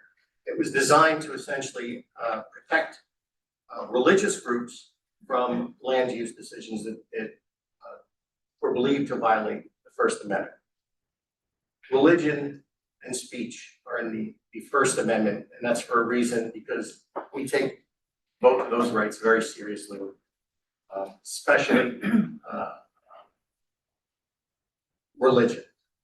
You're all up here giving your comments. That's the First Amendment for speech. So we have, whenever they're involved, First Amendment, it's the highest standard the courts put on the respective boards, the zoning board, the planning board, the township committee. So even though the zoning board and the planning board, they're trying to comply with municipal land use law, running behind them, so to speak, is also this federal statute and of course our Constitution, that provides everyone in the country certain rights And one of them is your right to congregate for your religion. So the Tri-Center believed that the respective boards violated his rights, and he was able to file these lawsuits in federal court. The Township Planning Board, Zoning Board at the same time, while looking at these decisions, we're trying to balance the impact on the community, on the neighbors, and trying to see if there could be some type of medium to be met. But as most cases end up when I'm here, a fight has ensued.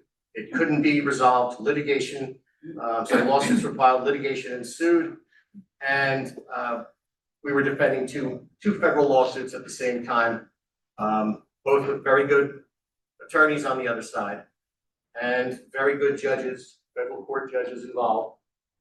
And we decided to mediate the matter. We had several sessions of mediation, the last one with Judge Harper, who is still in contact with the parties. A settlement agreement was circulated, was yesterday, I believe, after it was signed by the plaintiff. And that set forth the terms. Now, the settlement agreement is not binding yet. The township has to vote on it. The zoning board has to vote on it. And the planning board has to vote on it. And the planning board, to address this gentleman's concerns, they're gonna be the ones who have the plans and the elevations and everything to talk about it there. I'm here just to give you a brief history of these lawsuits, to understand the heightened standard in RLUIPA. It requires that the respective board, zoning, planning, meet what's called a compelling governmental interest standard. What does that mean?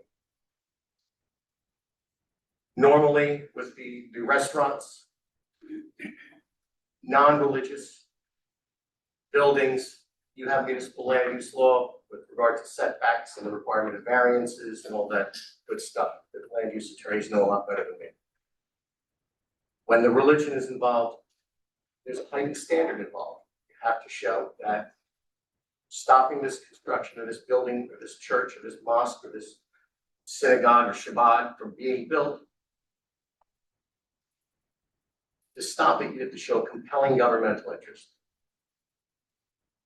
In this case, because I've had the planning board attorney, the zoning board attorney, have attorneys above me at the insurance companies. And we've all looked at it. We've analyzed the cases, not just from New Jersey, but from other jurisdictions. And it's a very, very high standard where the courts have said after I eliminate is, can I stop this building because they're going to create too much traffic?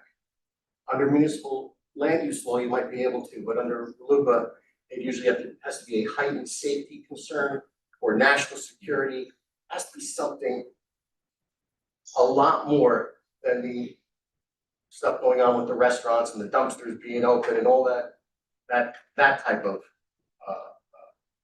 issues.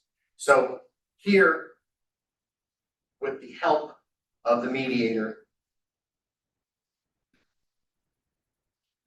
we've come to a settlement. Now, why did we come to that settlement? I just want to give you the benefit of some of our research and what we've done. Now, in addition to RLUIPA having this heightened standard, now in order to deny something, the board has to show a safety interest or national security. There's fee shifting involved. What does that? That means, generally speaking, the party who loses the case has to pay the other side's attorney's fees. Okay? So, and the attorney's fee rate, according to the federal courts, for an attorney, as for 30 years, today, just about $850 an hour. Okay? Times 2 lawsuits, 2 law firms. You're gonna just litigate the suit millions of dollars in attorney's fees. Okay, so RLUIPA has a heightened standard, very difficult to meet, and you have this fee shifting notion where that if you lose, not only do you have to pay the other side's damages, for instance, say that the church couldn't have been built for 5 years, therefore it lost out on 5 years worth of donations, 5 years of throwing, parties and such. Bingo, yes. So there's damages. Then even under constitutional law, there's just damages for embarrassment, humiliation, because you had your rights violated. So these are, and I've been in discrimination cases. This is pretty much all I do. They're, generally speaking, they're higher verdict cases. So the fee shifting, the heightened standard, we look at this, me and the other attorneys, then we look at verdicts. We look what has happened in the past. And in 2014, we had the Bridgewater, this was a settlement, not a verdict, $7.75 million Bridgewater played, because the planning board denied an application for a house of worship. This was I think that one was a mosque. We had Bernard's Township in 2017, $3.25 million. Planning board designed, that was again another mosque. City of Clifton, 2019, synagogue expansion. That was a settlement of $2.5 million in damages. There they had more than 30 meetings at the planning board level. So these are cases that are going back. They're all pre-pandemic. These are all older cases. High verdicts for back then, they're going to be higher today. So what do we have today? The Lubavitch of Old Westbury. That's a Long Island case where there the rabbi claimed that the township had certain ordinances that he claimed violated his rights, had a 12-acre minimum for lot size. And for 19 years, the rabbi in that case claims that he tried to get his Shabbat bill. That case, after a pretty scathing opinion by the federal judge declaring the law facially invalid under the United States Constitution and finding that this discrimination existed, I think it was a settlement. It wasn't a verdict, but it settled for $19 million. That was recent. Okay, so guys like me, defense attorneys, the insurance company, we watch what the verdicts are doing. So here, with the help of some good attorneys, very good mediator, we came to the $3 million figure. They say, an old cliche is a good settlement is where both sides walk away unhappy. Okay, so is that, would we have liked to pay less as the township? Of course. But the rabbi would have liked more, I'm sure. Okay, but what we do is we try to come to some type of middle ground in eliminating the risk. Now, what's important here is because there was this discourse, this back and forth, the mediator and working with counsel, the township, as much as it tries to balance the needs of the neighbors with the needs of the rabbi, it's able to put some of its input here, working with the planner, working with the rabbi, and try to come up with ways to where the new Chabad is hopefully not going to be as intrusive onto the neighbors, and that's what everyone wants. And the other thing that I'd like to mention about all these other lawsuits where high verdicts were paid out going way back, and the new one for 19 million, what happens at the end of all these cases is that the church, the Chabad, the synagogue, the mosque, whatever it is, it winds up being built. It's a very powerful federal statute. And at the end of the day, the house of worship is going to wind up being built. Here, the Hopa is working with the rabbi, getting some input in there to hopefully minimize the impact on the neighbors. resolve some of his damages issues with the monetary component, which the insurance company paid. They were 1.7 of 3 million, leaving the town with 1.3 approximate.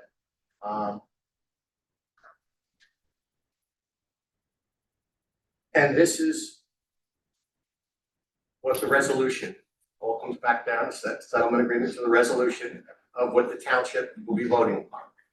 The planning board's going to vote upon this at the Whispering Woods hearing. I think that's scheduled for September 2nd. I think Brad has all those dates. And the zoning board will be voting on it. I don't recall that date.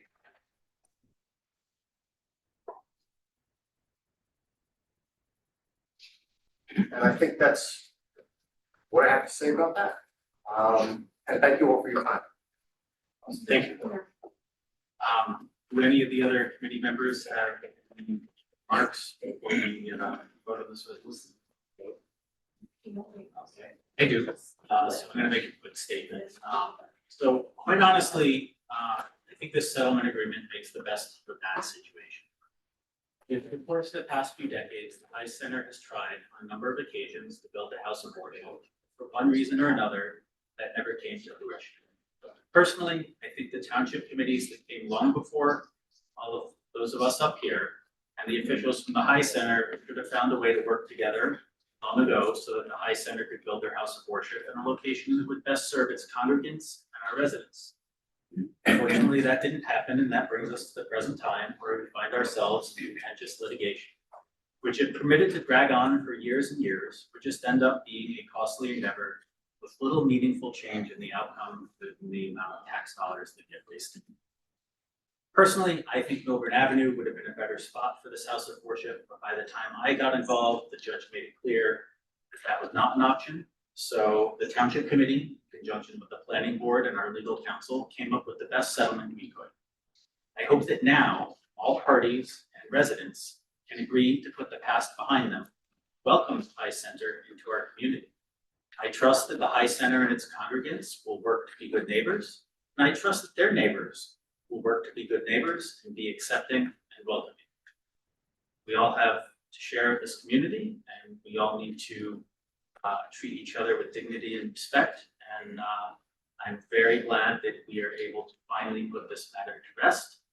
And I think that the settlement is really, I give a lot of credit to our hardworking attorneys. I think the number that we landed on is an extremely reasonable number, especially compared to some of the verdicts you see out there. These federal cases, as far as I know, and I've asked this question to council, as far as I know, I don't think there's any municipality that's ever won one of these cases anywhere in the country. The federal standards are just very, very high, and they are very slanted towards giving the benefit of the doubt to religious institutions. And that has to do with the First Amendment. So at the end of the day, I know there's some members of the public that might not be happy about the settlement. There's some people that would have preferred we continued fighting. But what we as a township committee have to do is look at what's in the best interest of all of our residents. And we, as fiduciaries of residents' taxpayer dollars, we need to do what's in the financial interest of those residents. And this settlement is really the best choice that we had. So unless anyone else has any other comments, I'm going to make a motion to approve resolution 26-194. And I have a second. Oh, I'm sorry, Mr. Petto, I totally spaced. I did plan on having you come up and talk about some of the changes that were made during the settlement process as a result of the planning board. Sure. Thank you, Mayor. Graham Petto here, this evening's township planner. Just before I get into details of the plan revisions, I just wanted to highlight the timeline for members of the public and transparency. I did hear earlier a comment regarding the exclusion or failure to post the exhibit. I know in the interest of transparency, the mayor wanted the agreement up quickly, so we'll work to get that amended so that we get the exhibit fixed to that posting. With regard to next steps, the dates are all actually located within the settlement agreement. Settlement term number 6 indicates that the zoning board of adjustment will consider this should the resolution pass this evening, will consider the settlement at their meeting this Monday, August 17th. Then subsequently, the planning board will consider the settlement at their meeting on Wednesday, August 19th. From there, under settlement term number 3, the planning board hearing, which will be a Whispering Woods hearing, which is a special land use hearing for settlement matters in particular, will be held on September 2nd, 2026, and if need be, will continue on September 3rd, 2026. In accordance with municipal land use law filings, the plans will be available and all updated materials for that application for the hearing will be available for public inspection beginning Friday, August 21st, 2026, in accordance with the MOU 10-day prior to the hearing statutory requirement. With respect to revisions, I do just want to thank both the High Center and also my colleague at the planning board, Victor Negra, our board engineer, for good work on plan revisions. At the highest level, I'll highlight 3 key revisions that have resulted in this. First, we have a 60% increase in the residential buffer distance from the prior application. We have an enhanced landscape plan within that buffer area that will provide additional beneficial screening from adjoining residential properties. And we've also undertaken significant reconfiguration of the parking area, as well as new fencing that will be installed along the perimeter of the parking area to better limit offsite visibility and glare of all adjoining residential properties. Again, members of the public will be able to see both the exhibit and then the plans that are filed on August 1st to review those materials. Thank you. Excellent. Thank you very much. Thank you very much, Mr. Powell. All right, I make a motion to approve resolution 26-194. May I have a second? I'll second it. Roll call vote, please. Mr. Cohen, Yes. Deputy Mayor Cosgrove, Yes. Mr. Ceruto, Yes. Mr. Stoller, Affirmative. Mayor Sacramento. Yes. All right, resolution 26-195, concurrent with the DOE award of Turf Field project. Are there any comments from the committee in regards to resolution 26-196? Yeah, I was happy to see this, because I had asked, and it surprised me that the Board of Education seemed to be running off of this. And while we were paying half of it, it didn't seem like we had a chance to say that we wanted to do it or not, which of course we do, but it just seemed like we were getting cut out of it. So I'm glad to see this, and I will be voting in favor. I'm excited to see the project moving forward, and it's going to do so much good for our community. It's really exciting stuff. Yeah, having championed this from start to finish and, really culmination of the last 14 years, it's fantastic. And, Mr. Cohen, and we've been working closely with them to do the shared services agreement. So, it was really everybody working concurrently to get to the best possible solution, which we have. And we look forward to future partnership. I too am happy this happened. Yeah, I think this is a fantastic example of how the township and the DOE work together to make things better for our children and our residents.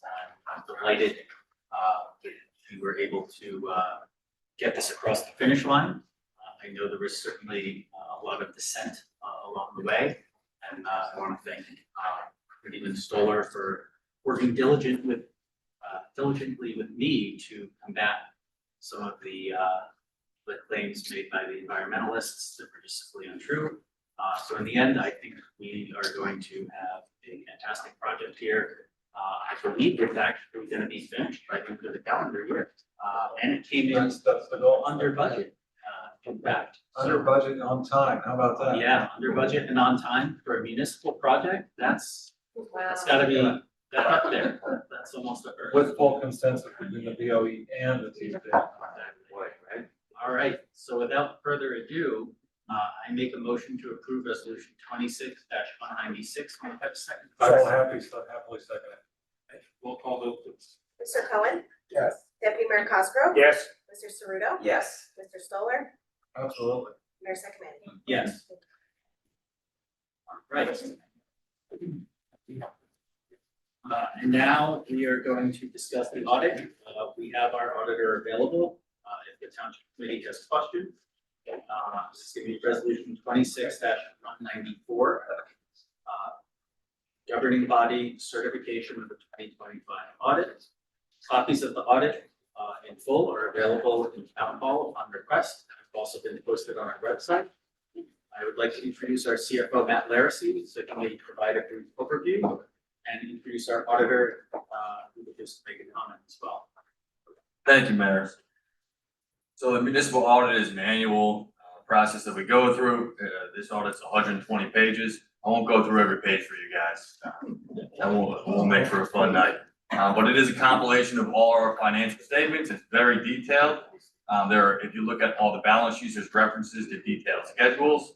And importantly, it's compliance testing, all the laws and regulations they prescribe for us, and internal control testing, a very detailed internal control testing.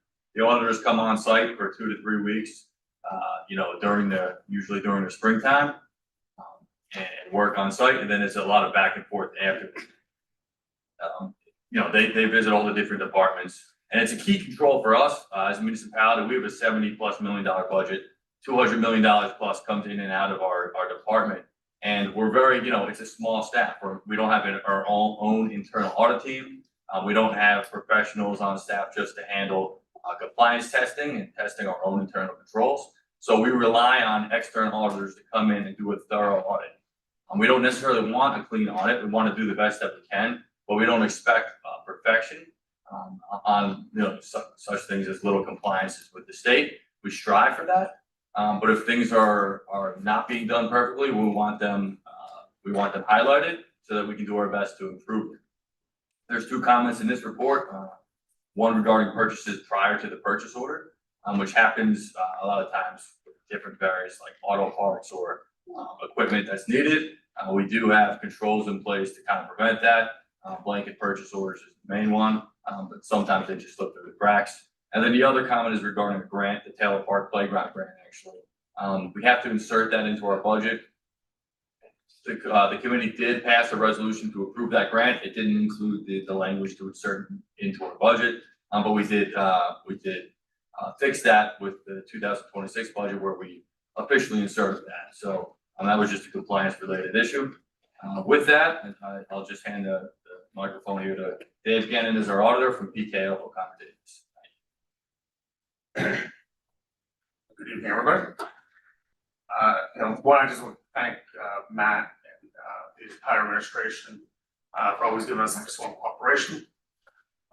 We did issue, so there's different definitions of a clean audit. And when you get an unmodified opinion, that's also considered a clean opinion. So we're able to provide an unmodified opinion as it relates to the regulatory basis of accounting. So the township complied with all the required New Jersey accounting practices. All towns and counties in New Jersey do not follow generally accepted accounting principles or CAP that people normally associate with financial statements. There's a regulatory basis that's very, very conservative. And the township, there's no modifications to our opinion as it relates to that. Overall, the township, is financially healthy. Fund balance at the end of the year was $18.8 million, which was an increase of $2.2 million from the prior year. There's a lot of transactions that make that change up, not to oversimplify anything. But in 2024, there was actually a few commercial properties that didn't pay their taxes. Your fund balance took a hit for that, up $2 million. Those amounts were collected in 2025. So as a result, the $2 million came back into the fund balance, and that you're more consistent to 2023. Additionally, the township does have a number of other reserves that it maintains to support fund balance. A reserve for litigation of over $500,000, a reserve for tax appeals for $2.9 million, a reserve for self-insurance for $1.4, Q&A absences of almost $1 million, storm recovery of $900,000, housing affordable trust of $2.8 million. One of the things that was noted earlier, there is certain disclosures that are in the footnotes. Footnote 13, subsequent events. The last 2 meetings, June and July, there were significant settlements, authorizations. Those are disclosed in the financial statements, as well as unknown when we issued not that long ago. but the settlement agreement is not specifically in our financial statements. But in footnote 11 under litigation, we do disclose that there are matters of significance out there and that could have a significant impact on financial amounts. So that's also disclosed. Parking utility has continued to rebound from COVID. Fund balance at the end of the year was $682,000, which was an increase of $312,000 from the prior year. There are several years in which ARP funds were utilized to assist in shoring up those operations. Tax collection percentage was 99.55%, which was about 1% higher than the prior year, and more in line with historical amounts. Net debt at the end of 2025 was $41.7 million. That represents, so you're permitted 3.5% of your equalized valuations. That equates to 0.323. So your actual, you're permitted to have $452 million of debt, whereas you have 41.7. And I would never advocate for taking on that much debt, I will tell you. But remaining borrowing power is actually $411 million. So you're still significantly low in the spectrum of indebtedness of the town. And as Matt mentioned, there are two items that require corrective action. Just to note, there are 3 buckets of where we put findings. Ones that are the most significant are material weaknesses. That's whether there's really significant issues where the financial statements we've been material misstated. There's significant deficiencies with one of the below, and then there's other matters. These fall within the other matters category. With that, if there's any questions, I'll be more than happy to answer. So real quick, our debt load compared to a lot of other New Jersey towns, how do we stack up? Yeah, it's all across the board, but it's on the very low end. And these minor corrective actions that are required, they're minor. Yeah, they're minor in the context of, as Matt mentioned, there's a couple of confirming orders, really focused on two departments. They were not of significant amounts. So we find that, the contracts of all, there's an operating purchase order system, a system which contracts are encumbered. There are just those items that sometimes departments will go out and purchase, fortunately, without going through the whole process correctly. So those items that we actually noted were not significant. And again, there's a lot of different compliance requirements that public entities have to follow, especially in New Jersey on the state statutes. So the other item falls into that category. So those are basically clerical errors. They're minor exceptions. Again, if they were really significant, they'd be material weaknesses or significant deficiencies. Yeah, I would just like to thank Matt and our accounting firm for putting this together. Second year I've been on going on third year on the finance committee, and just the level of sophistication and professionalism that they exhibit is fantastic. So big thank you. I always say our own capacity is 280 million, but I always try to keep that 411 back behind the door somewhere. But we certainly want to make sure residents get the services commensurate with the taxes that they pay. And we definitely have the level of professionalism from our CFO and our business administrator. And a big thanks to Michael Collin, who sits on the finance committee with me. Yeah, I just, even 280 million is not a number I want to talk about. It's not something big real. But thank you very much for this very thorough audit. I've been on this committee actually all 4 years, and it's a testament to Matt and his team, operating with a very small team, that anything, in a $70 million budget, the 2 items you found, one of which has already been corrected, are minor. And in the municipal accounting is so conservative. I mean, it's so different from GAAP that it's unbelievably conservative, and they do an excellent job with a very, very, very small staff. So thank you for the audit, and thank you for all of your hard work. Thank you very much. Obviously, a lot of good news, especially compared to our neighbors. I wanted to just ask, in particular, and thanks, Matt, for sitting down, going through this with me. To our auditor, how do you feel about the security of our accounts and controls more generally, and also cybersecurity? That's become a big question, kind of the security of our accounts. Yeah, and overall, operations. I would say that the overall internal control environment is operating very well. I find that, transactions that we look at have support, information that we require is provided. Things are, items and transactions are reviewed. Cybersecurity is always a thing that's, very high on the list. As part of the financial audit, we're not engaged in a cybersecurity audit per se. We do sit down with the IT people to get a general understanding of the general control system over the IT system, whether it's, password controls, authorization data, when they may have had a cybersecurity review last. And I know the township is a member of a cybersecurity GIF, which sort of affords a lot of other resources. I think it's a healthy thing to always have to periodically have a detailed cybersecurity review. Obviously, that's always balanced off with cost.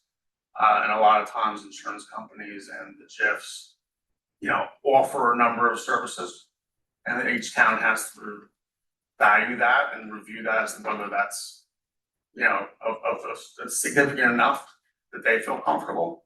And if they feel that they should do more, they should certainly review options as to assess whether they should procure a professional outside of what's already provided to them to review those controls in more depth. I'll just add, as I'm sure you know, Jamie, every year all 5 of us and all the employees have to take a cybersecurity class. Even though this will be the 4th time that I've taken it, you still don't take it every year. And they do tests that try to trick you, sending you emails that are fake, and they're not really going to cause a problem. But if you click on where you're not supposed to, you'll probably, I haven't done it fortunately, but you'll probably get a strong warning from our assistant business management. So I think those are some of the things that we've done to address that issue. Excellent. Thank you. All right, excellent work, and give a lot of credit to our finance committee, to Mr. Laracy, and to Business Administrator McDonald. They all run a very tight ship. We're in great shape financially, and very well run when it comes to the finances. So kudos to all of you. All right, in that case, I make a motion to approve resolution 25-197. May I have a second? 26.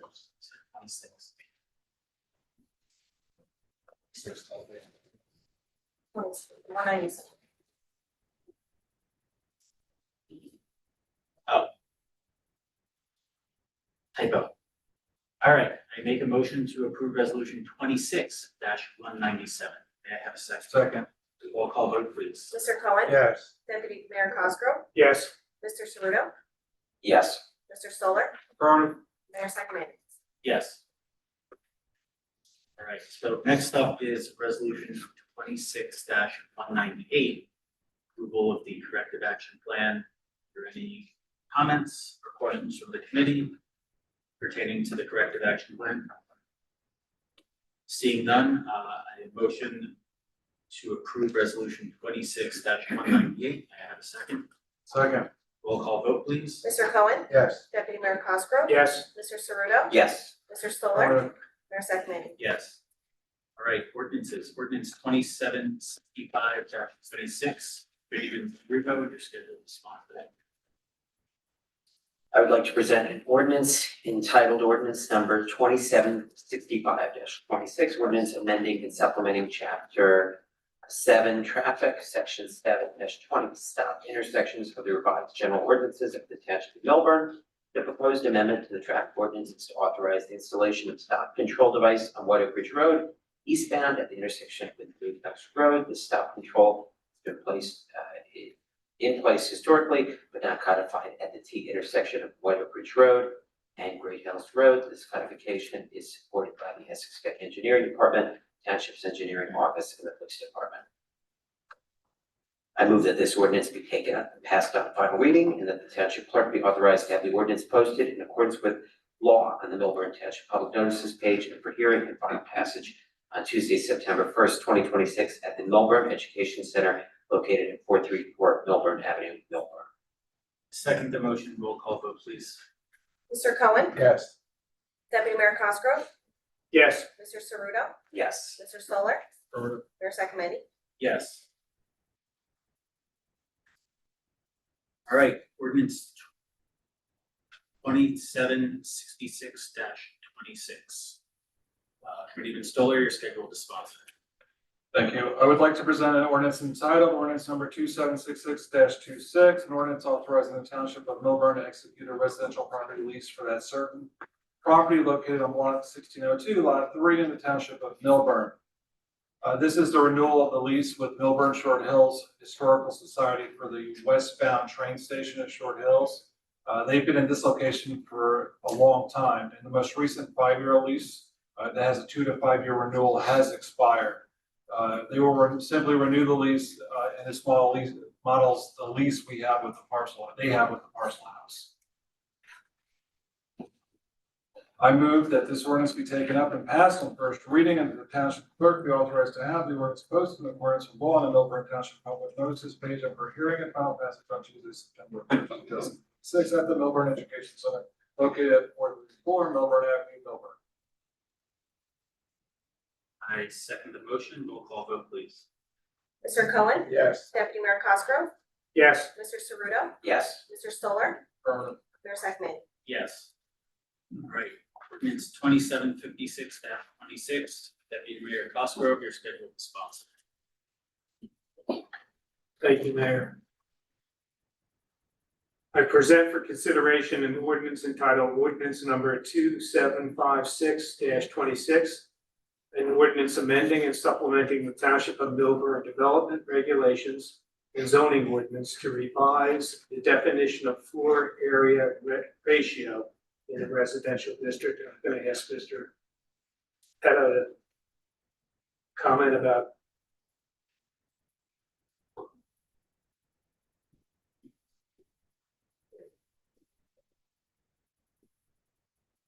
Evening, Deputy Mayor, Mayor, members of the Township Committee, Greg Petto here this evening. The ordinance before you this evening, this is a second reading ordinance, correct? Is proposing to amend the floor area ratio residential definition contained within the DRC, Development Regulations and Zoning Ordinance. This ordinance is a product of the Zoning Code Examination Subcommittee and seeks to clarify the definition for floor area ratio residential. This was an issue that was identified by the zoning officer in particular.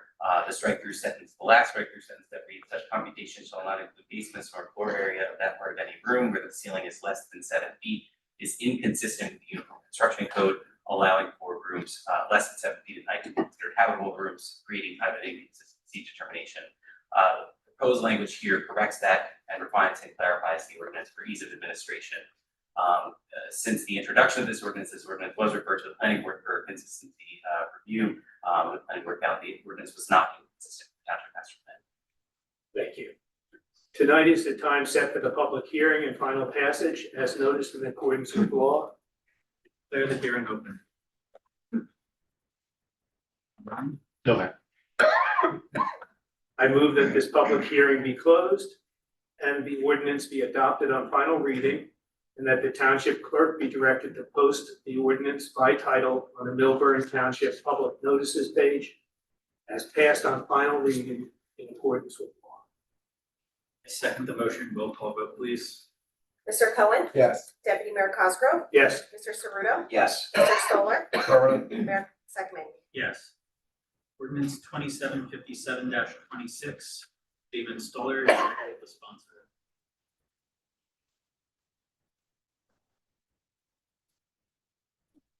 I present consideration ordinance entitled ordinance number 2757-26, ordinance amending and supplementing chapter 7 traffic section 720 stop intersections, the revised general ordinances of the Township of Milburn.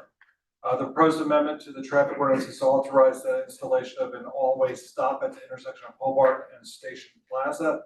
At the request of the Township's engineering office over concerns raised regarding lighting, sightlines, and pedestrian safety, this intersection was evaluated in a traffic study performed by Bright View Engineering. The study identified deficiencies at the intersection and was found to meet the warrants of all-way stops control.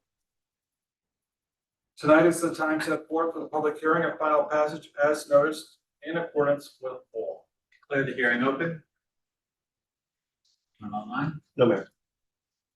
I move that this public hearing be closed and the ordinance be adopted on final reading and the township clerk be directed to post the ordinance by title on the Milburn Township Public Notices page as passed on final reading in accordance with law. I second the motion. Roll call vote, please. Mr. Cohen? Yes. Deputy Mayor Cosgrove? Yes. Mr. Ceruto? Yes. Mr. Stoller? Affirmative. Mayor Sexton? Yes.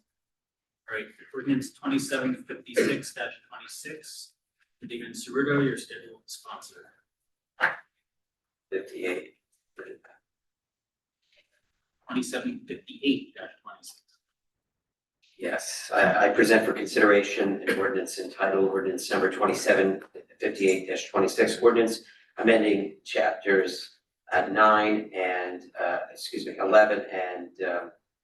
11A, entitled respectively preservation of trees and protection of township trees, the Township of Milburn, to create a new chapter 11 entitled tree preservation. This is the second reading. Purpose of the ordinance is to make permanent changes to the tree preservation code, various fees and definitions, last updated in 2024. Revisions reflect an increase in tree prices, fees for tree removal, desire to protect trees on construction sites, establish registration process for tree removal companies, and ensure quality tree work in the township. In addition, several definitions have been added to the tree preservation ordinance to further guide residents, tree companies doing tree-related work or general construction in the township. Tonight is the time set for public hearing and final passage as noticed in accordance with law. I declare the hearing open.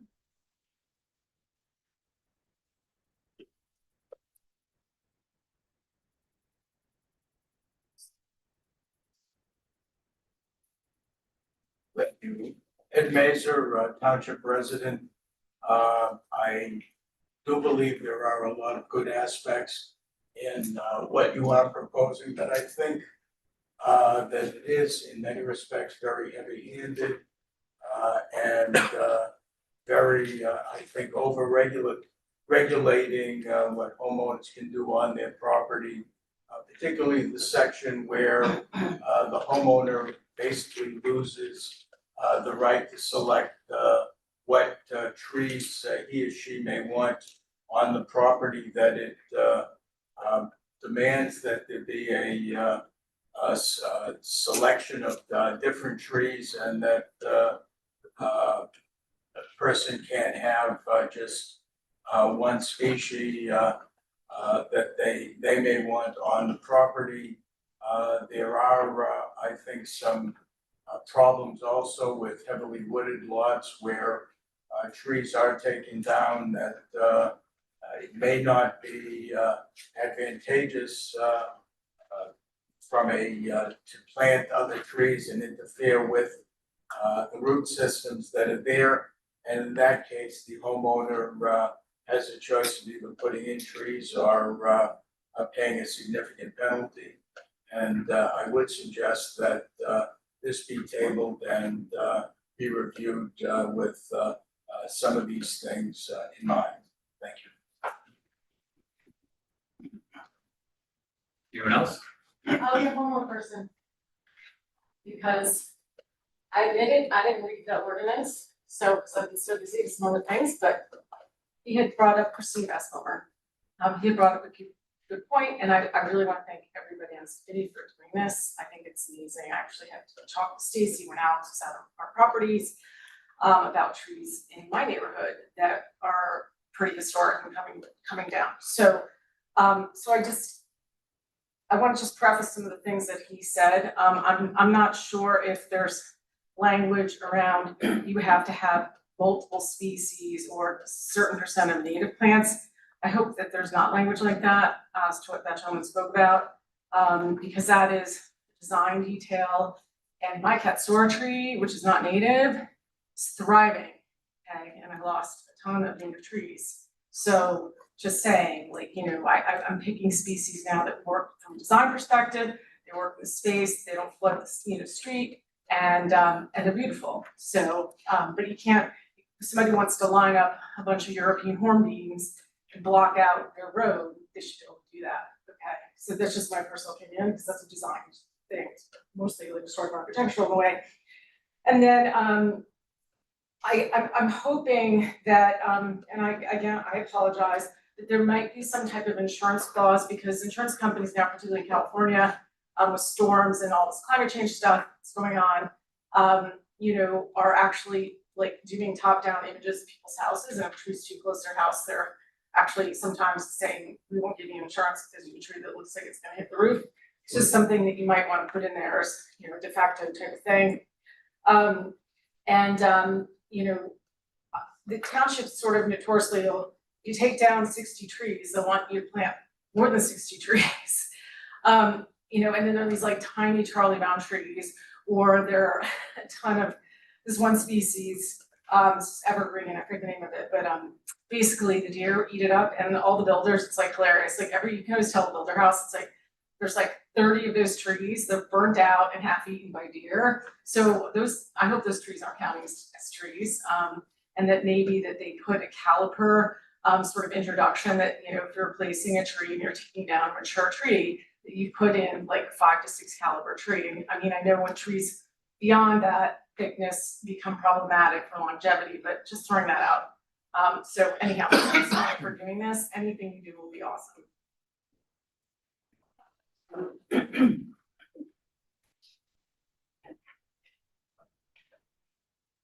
else? No, Mayor. Yeah, I guess I'll just respond briefly that, yes, I apologize. Okay, I move that this public hearing be closed and the ordinance be adopted on final reading, and that the township clerk be directed to post the ordinance by title on the Milburn Township Public Notices page as passed on final reading in accordance with law. When we get a second, I will. Okay, sure. I'll second it. Excellent. So to address some questions, and Mr. McDonald, if you want to jump in as well, but I think generally the forester has a lot of discretion in this nature, and the decision on not having the same type of tree per se is because of the health of those trees, and that they would be successful or that they would be detrimental to the land that is there, for example, from a stormwater perspective or from a root system perspective, as you mentioned, Mr. Mazur. Furthermore, the replacement calibers are all, Ms. Best, are all within the ordinance. There's a lot of discretion, and this is setting the bar because we've faced a lot of, in particular, even the last several months, and our forester could say it best, but we've lost a lot of trees. We've lost a lot of trees for unfortunate reasons, trees that have been, that were of significant age, significant coverage. And so this sort of tightens up a lot of the more basic restrictions. There aren't two significant changes to the prior 2024. That's the end of my comments. Mr. McDonald, I'm not sure if you had any comments on this, but. Yeah, I mean, I can just add to it, Committee Minister Rudo, is that, part of the reason for the diversification in species is because that individuals were doing their entire replacement with arborvitae, which was I think the one that you're trying to think of. And they want to make sure that there is a mixture of evergreen and deciduous trees that are being replaced. As Committee Minister Rudo said, the calipers are in there. I think another significant change in this ordinance is to protect our trees during construction and make sure that we're requiring more of contractors as they go in and do construction on sites to protect the trees and the health of the trees. But there is nothing in here that specifies any sort of percentage of native or non-native species. I think it's more of, again, as Community Minister Rudo said, some discretion with the forester, just to make sure that there is diversification of species. Thank you, Mr. McDonald. I'd just like to add, I received an email today from a resident in support of this ordinance, but also making some additional suggestions in terms of notifying neighbors when trees are being on a property line that are being, knocked down, whatever. And I suggested that he take it to the Shade Tree Advisory Board and let them consider it if they want to the ink isn't even dry on this one, but put an amendment to it to put in some additional resident protections. Yeah, I think that's a good idea. I mean, certainly we want to pass this because, these changes have been, but I think, I agree. I got a note I got a similar note. I also got a comment from somebody the other day about fencing. So when fencing was removed, border of a property, where was the legality of that? So I think, I would just say more generally, notification of neighbors of what's going on is probably a good idea across the board. But this resident in particular on fencing, I said, well, unless it had an adverse reaction to the property and unless the fencing was on your property, there's no notification. I'm sorry, can I just jump, because I would be careful about requiring notification to neighbors on certain things, particularly from an enforcement standpoint. I think that would be extremely difficult. I think too, again, in a lot of cases, neighbors will tell neighbors, hey, I'm taking down the fence. I'm going to put up a new fence. Hey, I'm taking down a tree. Just want to make sure kids aren't in the backyard. So I think certainly there should be some encouragement of neighbors, speaking to neighbors to let them know of these things rather than putting another enforcement detail on code enforcement, for instance.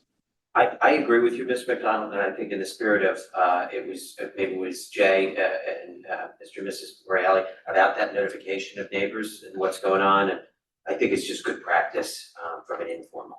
Although since you need a permit to knock down a tree, then that once it's part of that permit process, that would be a way to notify neighbors of adjacent houses that this is happening. Say, let's not perfect be the enemy of good. I think this is a good start, and we can certainly, I've already received emails with some additional suggestions. Ordinances evolve over time, so my recommendation would be that we pass this. Mr. Mazer, I did hear your concerns. I looked through the ordinance. I don't think that it's going to be overly limiting. Yes, if you wanted to simply have one type of tree throughout your entire property, then you would really be able to do that. There is an appeals process though, but I think we want to have some diversification of species. That's just a good thing. In general, there's no native plant requirements, so I think that this balances, strikes a good balance between letting residents choose, what they want, where they want, etc., but also making sure that we continue to maintain our park-like suburban landscape. If I may interject as well, Mr. Mazer, I certainly agree with a lot of the points you made. Living on a historic property with a lot of, let's call it old trees, yet that does come with some risk where they have a widowmaker limb fall and such. So I'm a big proponent that the trees should be maintained. You should have the ability to be able to take down a tree, certainly not step on a homeowner's rights by any stretch. What this does though is it more or less clarifies the process going forward and gives you more clarity. In addition to that, it lowers the insurance required for the contractor, and it has to be a licensed contractor. So it does ensure some more safety hazards while possibly bringing down the price because insurance requirements may not be so high. But I certainly hear you. I'm going to vote for it, but I would not vote for it if I thought it was clearly stepping on your rights as a property owner. Yeah, I would agree with you, and I think as the mayor said, perfect to be the enemy of good. We worked in subcommittee going back and forth, really focusing on stormwater protection both for residents and we were touching some precedent setting areas. So this is certainly the best we could do. So, Well, I wouldn't agree with that. This is what we have in front of us. this is what we, I mean, That's what we are going to do tonight. on August 11th, 2026, let me clarify. Okay, so I made the motion, I made the motion. We had a motion and a second, so I ask for a roll call vote, please. Mr. Cohen? Yes. Deputy Mayor Cosgrove? Yes. Mr. Ceruto? Yes. Mr. Stoller? Mayor Sacramento? Yes. All right, ordinance 2759-26. I present for consideration an ordinance entitled ordinance number 2759-26. Ordinance amending and supplementing chapter BH4 retail food establishments that establish standards for food establishment odor, smoke, grease, and exhaust related nuisances. Tonight is the time set for public hearing and final passage, notice in accordance with law. I declare the hearing. Online. No. All right, I move that this public hearing be closed and the ordinance be adopted on final reading, and that the township clerk be directed to post the ordinance by title on the Milburn Township Public Notices page as passed in final reading in accordance with law. May I have a second, please? Second. Roll call vote, please. Mr. Cohen? Yes. Deputy Mayor Cosgrove? Yes. Mr. Ceruto? Yes. Mr. Stoller? Absolutely. Mr. Sacramento? Yes. All right, ordinance 2761-26, Deputy Mayor Cosgrove, your scheduled sponsor. Thank you, Mayor. I present for consideration an ordinance entitled ordinance number 2761-26. An ordinance amending and supplementing the Township of Milburn Development Regulations and Zoning Ordinance to establish regulations for the siting, design, and review of wireless telecommunications facilities. Tonight is the time set for the public hearing and final passage as noticed in accordance with law. I declare the hearing open. Online. No, Mayor. I'm just gonna talk until I walk up real fast. Is it possible, just for some of us who are just like less educated on this, Mr. Cosgrove, could you just elaborate for me, that's all, beyond this little mini paragraph, like what specifically the core design siting elements are? I can elaborate on that if you'd like. What? I can elaborate. Thank on you, that Frank, if thanks, you'd like. so Do you have any more comments? I don't really have a comment, because I'm not really, up to speed on it, I just wanted to hear what it was exactly. I'll elaborate on it. Okay, thank you, thanks. Anyone else? Okay. Thank you, Mayor. Screw it. Close the public hearing. I move that this public hearing be closed and the ordinance be adopted on final reading, and that the township clerk be directed to post the ordinance by title on the Milburn Township Public Notices page as passed on final reading in accordance with law. Do you have a second, please? Second. All right, so before we do the roll call vote, I actually asked some questions about this during the planning board review process, and what was explained to me, actually, I know Mr. Petto was here, so maybe Mr. Petto, do you want to come up and explain a little bit about why we have this ordinance and how it fills gaps and what we didn't really have one before? Evening, Mayor, members of the Township Committee, again, Graham Petto, here as Township Planner. The ordinance before you this evening, here on second reading, yes, as previously introduced and referred to the planning board for master plan consistency review, for as found to be not consistent with the master plan. The ordinance before you fills an important gap within the DRC. Presently, wireless telecommunication facilities located on private properties are not regulated under our ordinance. However, federal communications requirements, shot clocks, timelines, all those things are still applicable, and there's a requirement that municipalities, facilitate installation of these features. Presently, in the absence of any local regulatory framework. The ordinance before you this evening establishes that regulatory framework, provides these features and these facilities when installed on private property to be considered additional uses subject to review by either the planning board where all conditions are met, or the zoning board of adjustment. There are clear detailed requirements, siting, design, height, shielding, all of those requirements are set forth within this ordinance so that it is a controlled installation environment rather than being subject to a federal shot clock, which requires approval of such facility within a certain stipulated period of time. I also just did want to differentiate that this ordinance does not impact the separately regulated small wireless facilities within the public rights of way. That's regulated within a separate chapter of the ordinance outside of the DRC, given that those are features that are installed on public rights of ways. You mentioned private property, but just to confirm, you mean non-residential? Property? Yes, correct. Yes. It is, the permitted locations are narrowed to exclude residential.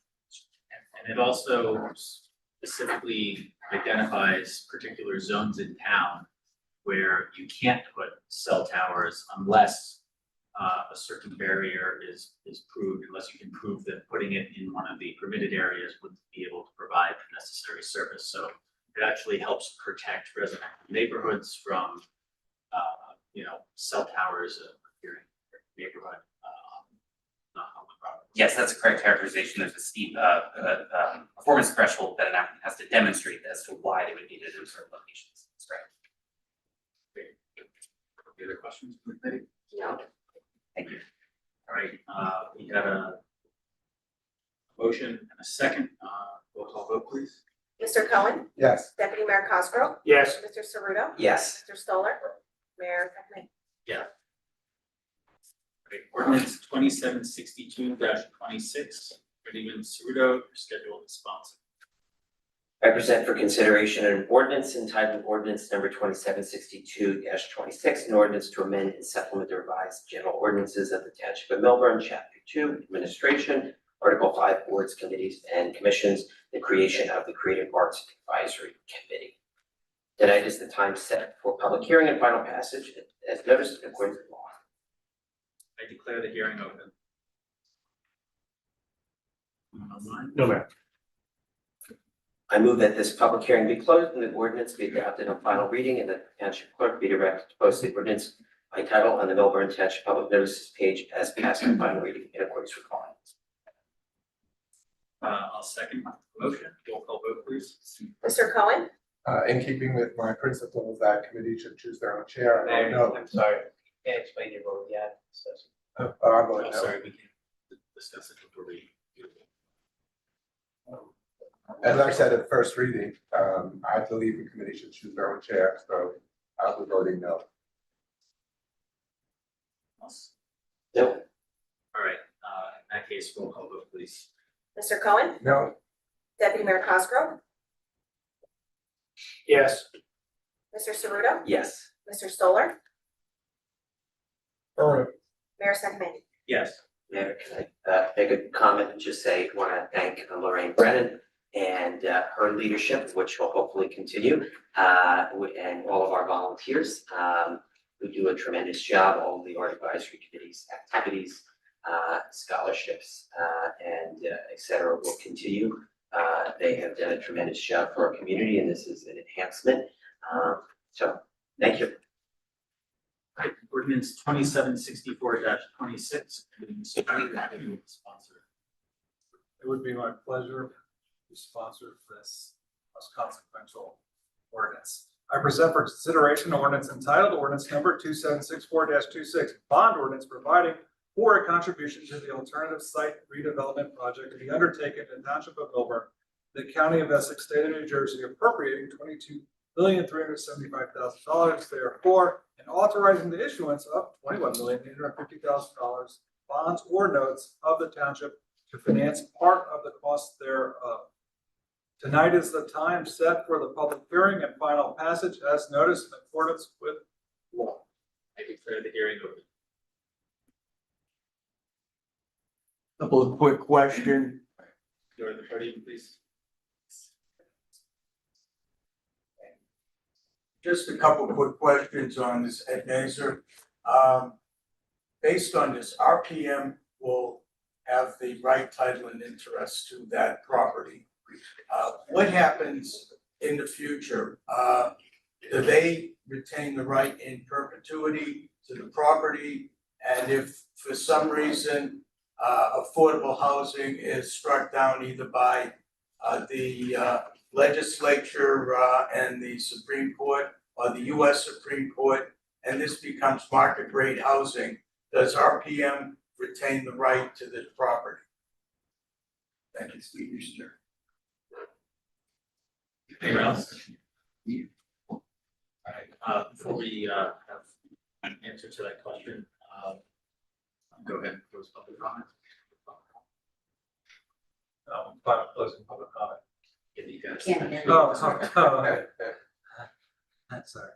I move that this public hearing be closed and the ordinance be adopted on final reading, and the township clerk be directed to post the ordinance by title on the Milburn Township Public Notices page as passed on final reading in accordance with law.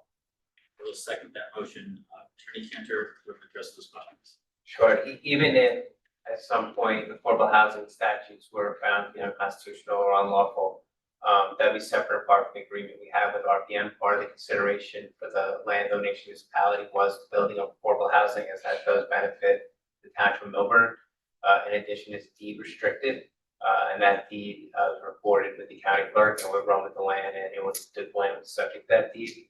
So they've agreed to these terms, separate and apart from what the statute says, so we'd be protected. The minimum 30-year deed restriction, I think if one of the funding programs requires it to be longer, we have language in there that we could be like. Can't hear you. Yeah, it's 30, but if there's any program that requires more, actually, we've seen it up to 40, it could go up to 40 years, but the agreement specifically provides for a 30-year deed restriction, which is customary practice in all these deals. And if your question is it a gross enrichment of RPM at the expense of Milburn Short Hills residents? It definitely is. However, we are bound by decisions made by prior township commitments. And this arrangement is similar to what you'll find in many other towns.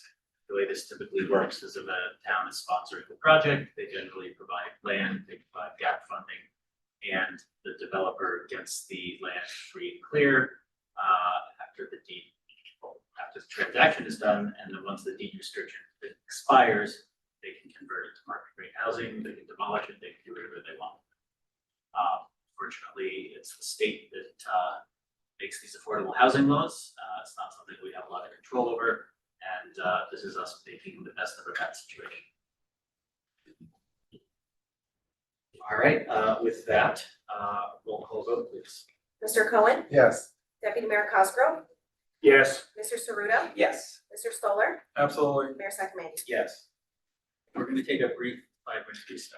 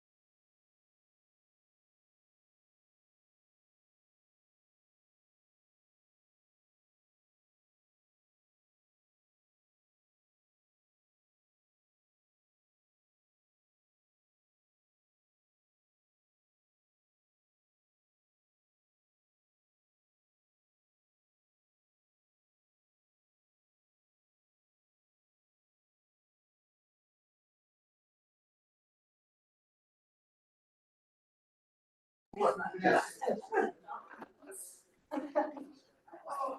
right, we're going to get started again.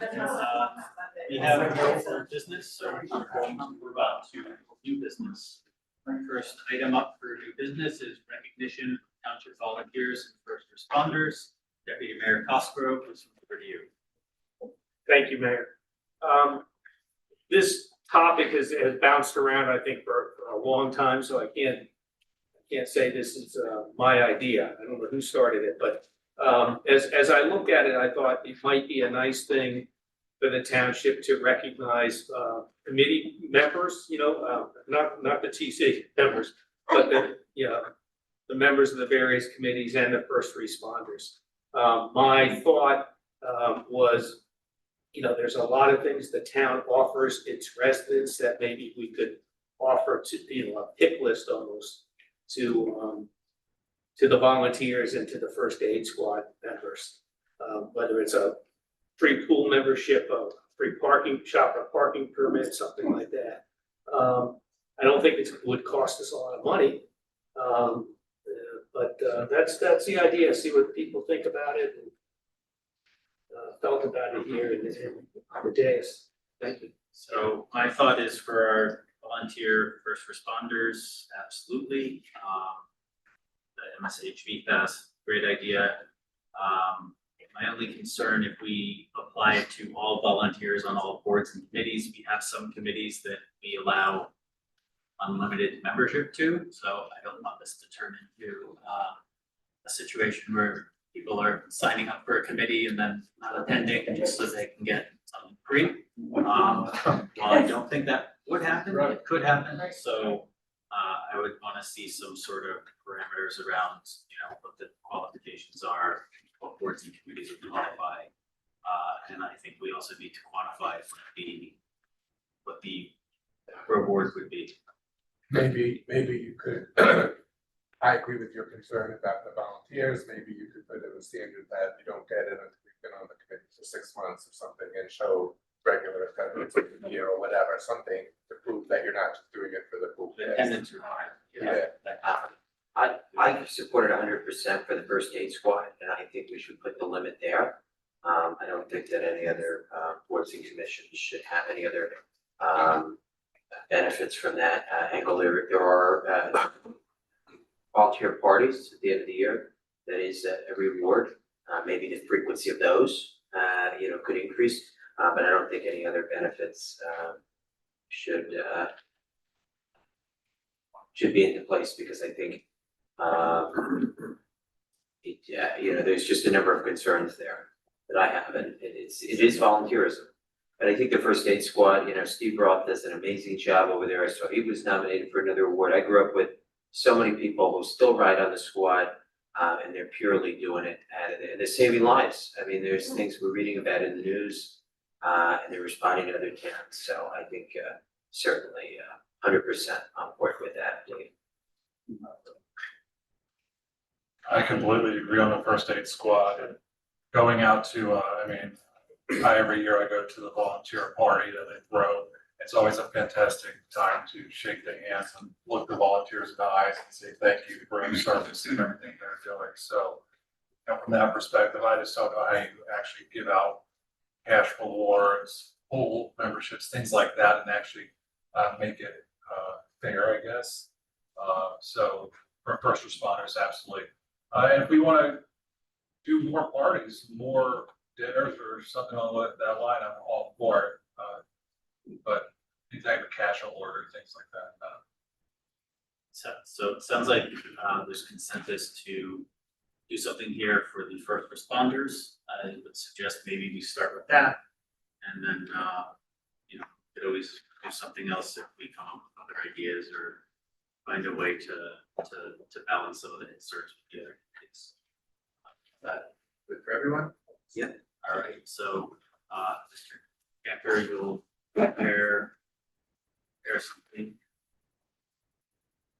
and maybe coordinate with Mr. McDonald as to what we could actually offer. I think most of the squad members are residents of town, some are not. So we just have to figure out how that would work. And I don't think, doing anything, related to a cash reward could be problematic, so it needs to be, something like a pre-shopper's permit or a full membership or something like that. But I'll let, you guys put your heads together and see what you suggest is fair. Any other discussion on this item? Alex? No, I will get working on it. Appreciate it. Next up, permitted principal uses in the E zone. David Cohen. Yeah, this is in response to a request from the business owner of the pet store on Upper Milburn Avenue and his landlord. For whatever reason, and I did some research, no one seems to know why,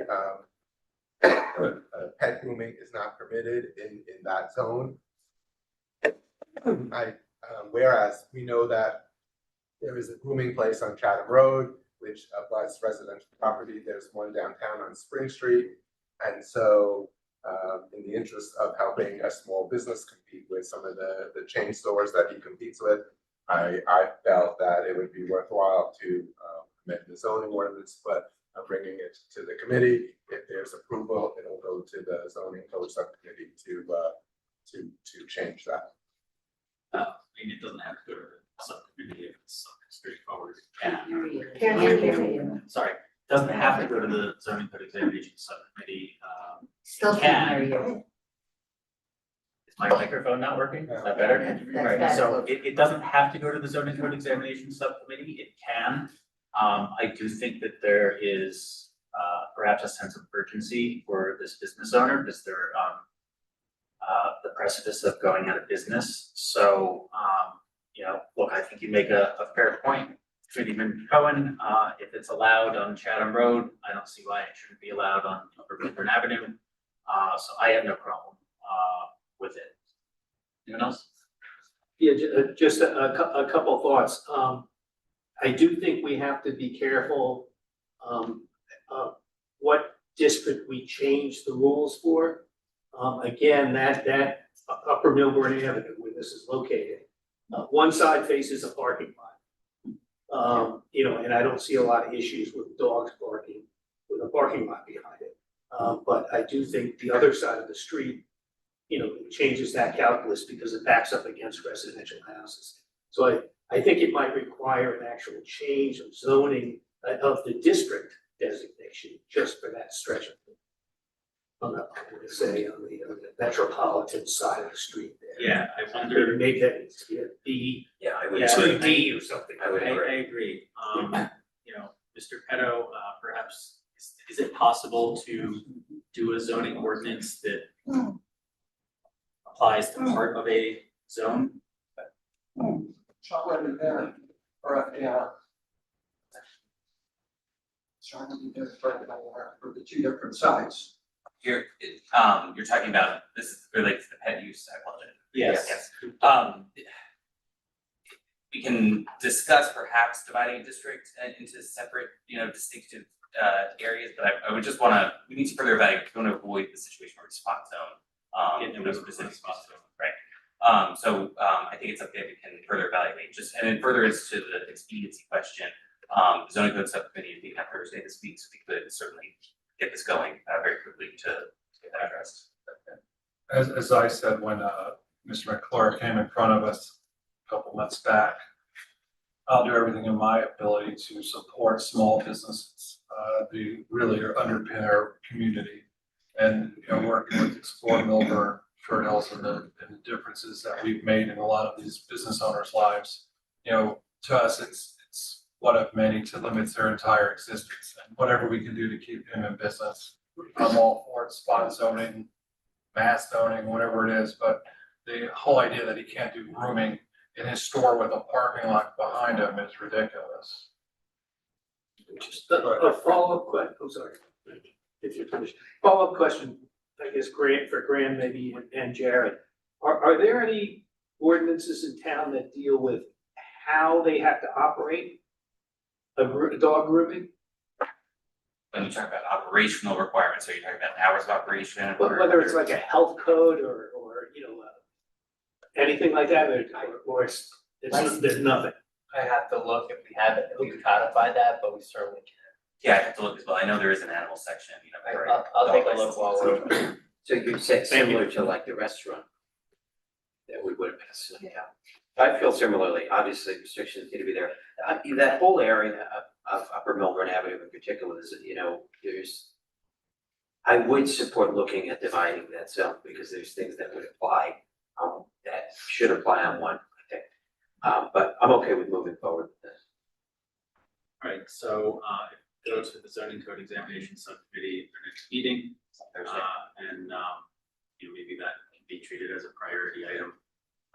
It's the last thing I want to do is drag our feet on this, and have the guy go out of business. So let's, I will express that to the let's committee. try to move on this quickly, and, if it makes sense to start talking about, you know, standards for dog grooming in general throughout town, maybe let's look at what some other towns do and make sense to incorporate those. Maybe that's a good time to do this as well. Certainly will do.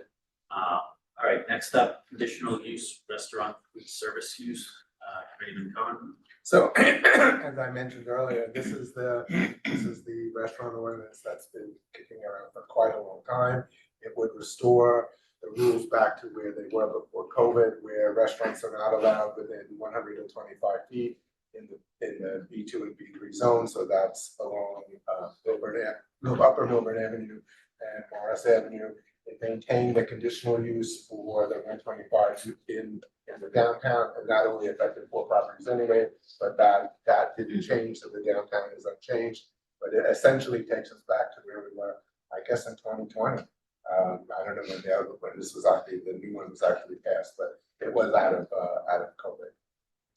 So my concern with this is, you know, I think there's some elements of the ordinance that are good that be pulled out and put into their own ordinance that might apply more broadly.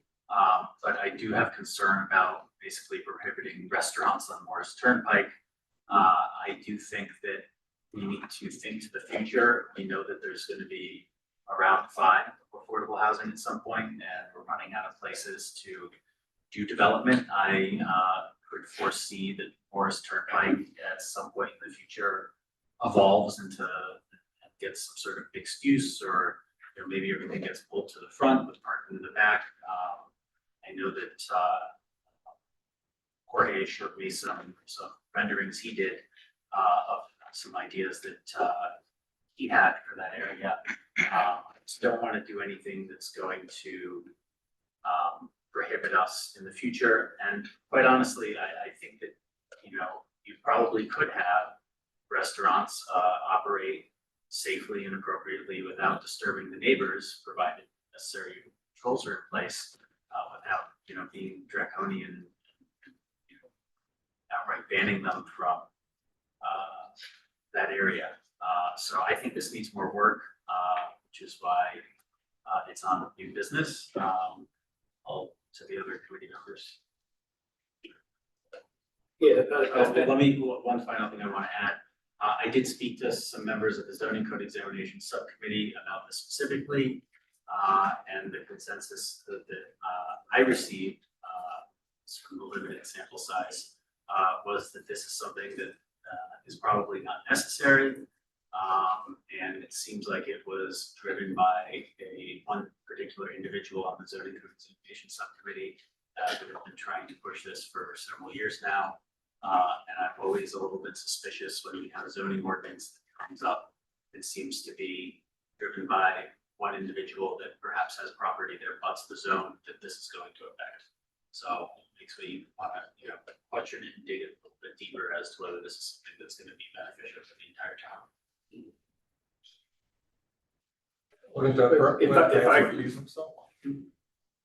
If I could, to address one comment, Mayor, I certainly support this too. My house does not back up to a restaurant. I think and people have heard me make this speech before, we need to protect residents. It's residents in this town that pay by far the majority of the property taxes in this town, not businesses. I'm not saying businesses are bad for the town at all. Don't misinterpret that. But when you have a situation where you're backed up against a house, we have to, I think we should be siding with the person who, the resident who owns the house. Keep in mind that the old ordinance that we're trying to reinstate does not ban anything. It just requires that it go before a board and that's an opportunity for a resident who lives behind that house or residents who live behind the area to be heard and to try to get the application either denied or conditions put in. So, you know, it's not, you know, it shouldn't be approached, I don't think, as this is banning anything. It's setting forth some requirements and some controls so that we don't have a situation where a food business moves in. I think we all know, because we've all heard this over time, that the town is frankly unable to keep up with enforcing the terms and conditions that businesses need to operate under, and people, but residents as well. We just don't have enough people working to go out and write the tickets and enforce the codes that we have. And that's part of the problem when you have a situation where you say, okay, we have a control that a business restaurant is supposed to behave in a certain fashion, but they don't always do it. And then the residents left holding the bag when they back up against the property. So I think we owe that to the residents. And I would add that, you know, there's the argument that, you know, people bought, I mean, obviously there's the turnover of those houses, but in general, there are a lot of long-term residents that are affected by this. And when they bought their house, this was the rule, and it was changed under emergency conditions due to COVID. That was the rationale for it. COVID's over. So, you know, so that coupled with the fact that there hasn't been a restaurant that has actually applied to come here. So I don't know that we're shutting the door on restaurants. And Deputy Mayor Cosgrove is right. Even if this passes, they would have to come, if a restaurant wanted to come in, they would have to come before a land use board and ask for a variance. And either they get it or, you know, but it would give the residents an opportunity to react to it and follow those rules. And then the decision would be up to the land use board if it was in the best interest of the town to allow that variance. Okay, so I'm curious, and this was one of the questions I had, is the south side of Upper Milburn Avenue, where Kate Nabby's used to be, let's just say, you know, next to Bagel Pantry, or next to Enzo's, or next to John, over there, how would this ordinance affect if a location on the south side of Upper Milburn Avenue wanted to open up today versus past the ordinance? They're not 125 feet.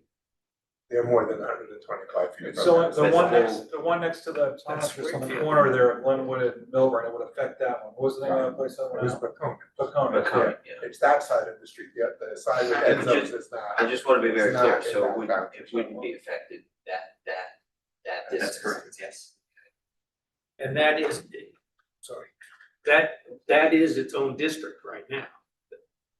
Well, that's what we're talking about with the grooming, is that you could deal with the grooming, for example, on its own, right? Isn't that what you were referring to earlier? Well, Graham, aren't those have new designations, I think, don't they, Graham? Yeah. I'm gonna say the north side of Milburn Ave and then Morris Turnpike. They B The B3 zone along. three, and aren't they A, B, and B or something? There are broken up districts, yes, and B2 zone has an A, B, and C classification. There are different B2 zones. Okay. And that was to incorporate the affordable housing overlay requirements. So yes, there are different, those zones, the B2 zones are broken up. But that was for the intent of that was for compliance with affordable housing. So there is an opportunity to specify uses in those zones. Okay. Another question. So for example, if I don't know, let's say like a Jersey Mike's, for instance, wanted to open where the AT&T store is, would this prohibit that? I don't know the exact dimensional distance. If any portion of the building is within 125 feet of the adjoining residential zone or residential use, then that would not be permitted use. They would require people in experience. Right. So, you know, I think there's a lot of opportunity for Morris Turnpike to evolve. And I just don't think it's a good idea to shut the door on this. Yes, they could go for a variance, but you know, one of the complaints that we hear all the time from Explorer Milburn, for Hills actually, is that businesses don't want to come to town because there's so much red tape. There's a lot of hoops they have to jump through. You know, it's not like we have a restaurant that's, you know, chomping at the bit to get in here in that area. You know, the ordinance has been the way it has been for a while. I don't know why it would have been changed for COVID unless it was to accommodate something that was already there. No, it was changed to encourage restaurants to come. They didn't come. Okay, well. Who changed it? It's the township committee. Township committee back then. Back then. Even just in 2020, the city and township committee. Right. So, Yeah. You know, look, I think it was done for a reason. I think that area is in need of more businesses. And I think it's too short-sighted to pass this ordinance. So my recommendation is that we take a look at this, maybe we pull out some stuff that we think would be beneficial, you know, on a broader basis. But I think this continues to need work. Yeah, I would agree. I think, look, I think, to Dave's point, Deputy Mayor Cosgrove, obviously residents first. How could we, this is my thinking, you know, is there a way, how do you draw the line? I mean, how do we still encourage restaurants and make it an easier process? You know, is it another way? Is it another part of our, you know, constructive business, sorry, my words, because it's getting late, zoning office, you know, what are other communities doing to help streamline restaurants? It's not that restaurants aren't allowed at all. They're certainly allowed downtown, and there are obviously quite a number of them. And that's a logical place for restaurants. You know, I mean, if you bought your house and you live near downtown, that's a choice that you made. The area behind Milburn Avenue is a residential. If you bought your house and the backyard abuts the strip mall, I think you know what you're getting yourself. Well, I would say, look, Jimmy John's is opening within the Baskin Robbins Dunkin' Donuts, right? It's already open. I understand it's Springfield, but let's keep in mind, it's the other side of Morris. And why did they not open on the other side of the street? I don't know, maybe because when the Jersey Mike's had attempted to open, it was struck down. So there's just sort of, where is our attitude? Would we have liked to have had the Jimmy John's or the Jersey Mike's on our side, but maybe on that, not on that part of Morris Avenue, but on another part of Morris Avenue? I'm just trying to think, because, you know, Springfield's got Chipotle, Springfield's got Wawa, Springfield's got, they got a lot. They got a lot on their side of the street. And I go to Wendy's and I love it, but bagels for you. We're at Panera tonight. So, but let's, you know, what can we do, Graham? Well, I think we need to do some further investigation. I personally would like to go and look at some maps and do some measurements to see, you Let's do know, that. how onerous this 125-foot barrier is gonna be, whether it's gonna be a problem or not.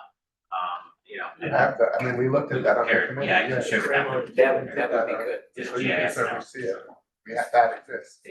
So I will take a poll as to whether we think this is ready to move forward. I personally do not think it's ready to move forward. Personally, I'm aghast that the township committee would step on residents' rights like that, open that up. I have to understand why. It'd be crazy for me to make a decision now. I want to understand why they would open that up. And you know, the TC, and the same TC is responsible for Main Street for the dump project. I just don't understand how the hell they would, and why we wouldn't make that an election issue, really. Elections matter.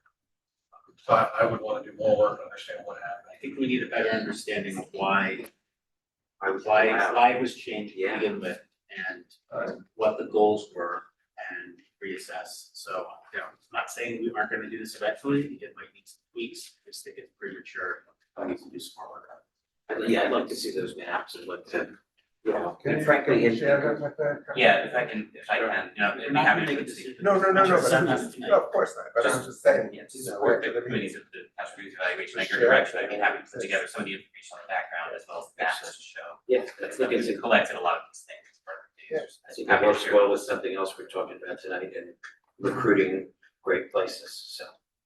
Thank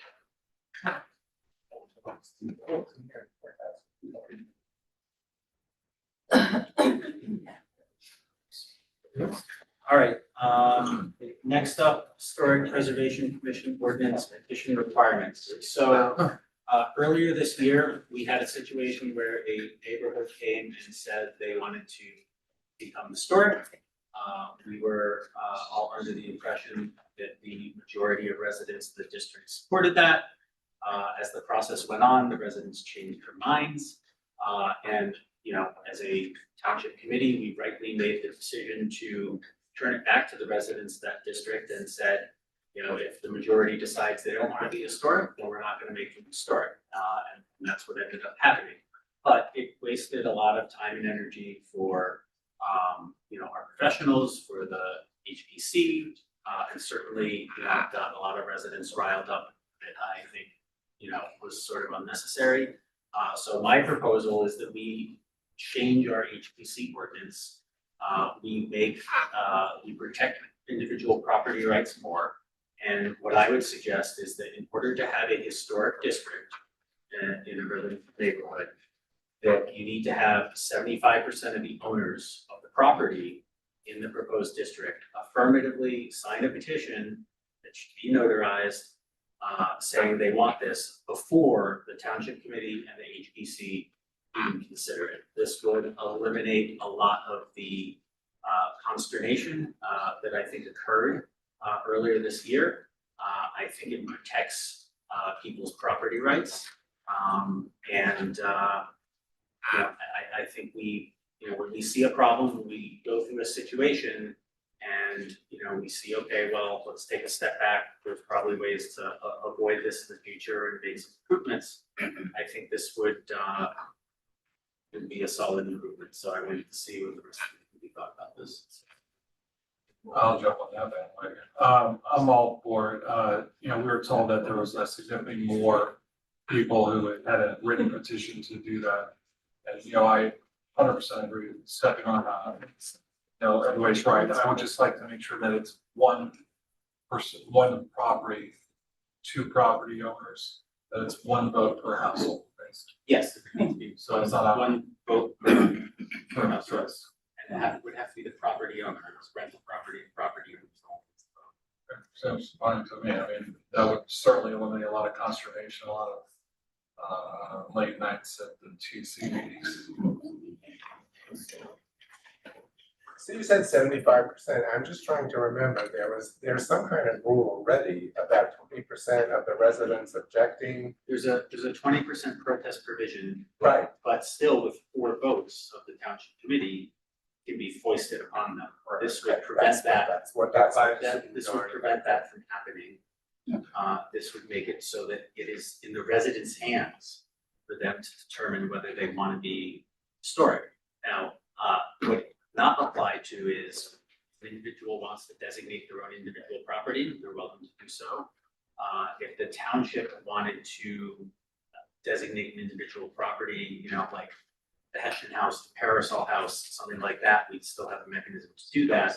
This is really talking about districts, which is what tends to, you know, cause them. I'm just trying to run the numbers, so 75% of the people wanted it, but that was all they had, therefore they were 25% opposed, that would still require the supermajority. It would require the supermajority. If they brought it to 75 and then they were able to convince another 6%, right, then it would require just a plain majority, so that's correct. Okay. And that's it, 25% organized and actually filed the objective petition. But it's a starting point. There's a written actual bogey you have to reach to actually come in front of the TC versus doing it on conjecture and window and such. Right, and it stops, you know, potential future, you know, road TC from just deciding arbitrarily to designate it.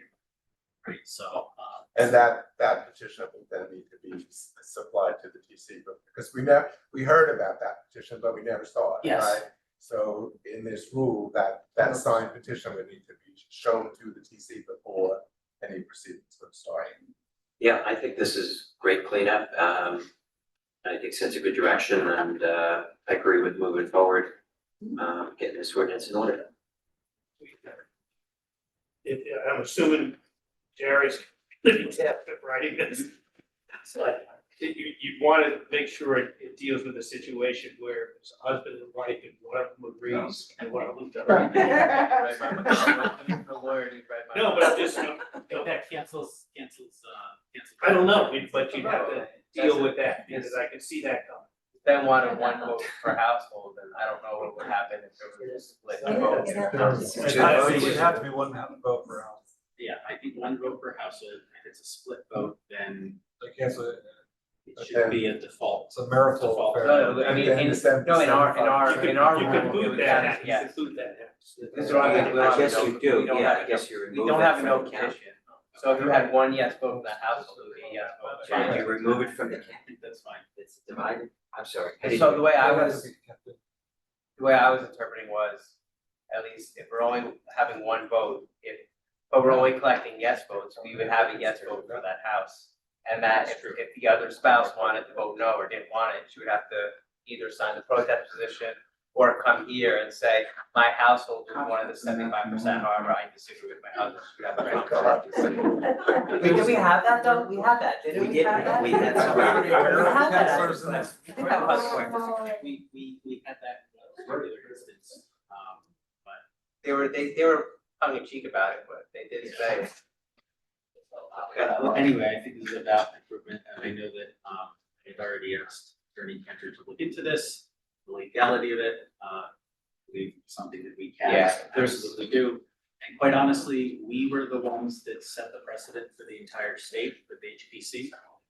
We have the model ordinance, and, I think this is another example of how Milburn can be a trailblazer here and look to help protect and enhance property rights, while still leaving mechanisms available for historic preservation, if that's something that, the majority of the residents want. Sounds good. All right, so it sounds like you have your marching orders, Jared. Yep. Next up, traffic concerns, Annie says in South Mountain. So I requested this topic. I've been hearing that there may be some sort of petition circulating about concerns about traffic in the South Mountain area. We have Annie says that's gonna be coming online soon, so I think there's a lot of consternation about traffic. One of the things that I'm sort of hearing is that some residents seem to think putting speed bumps on Milburn Avenue would be a solution. I wanted to address the fact that it is a county road, number one. So our township cannot put speed bumps on a county road. Number two, as a county road, I believe there are state requirements that say that if a certain number of cars transit that road, then you can't put speed bumps on it. And Milburn Avenue exceeds that threshold. Yeah. As a little bit of a history lesson, back while ago, I guess, the township put speed bumps on Glen Ave, which I guess is also a county road. The township then had to remove those. So I just thought it'd be good to dispel the notion that speed bumps are any sort of option that's off the table. The other thing that I was hearing is some residents were saying, well, maybe if you made the roads, in South Mountain one way, I think someone was suggesting Undercliff, other people were suggesting a different one. So I wanted to bring that up for discussion. My immediate concern with that, after I talked to Mr. McDonald, was that if you make one of the roads one way, then residents, the other roads are gonna want it to be one way, and then you start pushing the traffic problems further down, and you're gonna end up with more bottlenecks. So I think that what we should do is, we've talked for the past few years about doing a larger traffic study in the downtown and perhaps beyond. I think we ought to take a look at that quote again, and then figure out when's the best time to do that. Personally, I think we should wait until Annie says has some residents. One of the things I know we were waiting on is clarity as to where the 9 Main project was gonna go. Now we know that. So, I don't wanna wait for that to be done, but I think we're starting to near the point where Andy says it's gonna be done, people will move in. We ought to have something on our radar about dealing with traffic there, and I also think it'd be a good opportunity for us to have another conversation with the county, to have them have their traffic engineers, and I'd be happy to, work with any one of you, go to Jody and Sanjeev, the county traffic engineer, and say, hey, let's start thinking about this in a holistic manner. What do we think?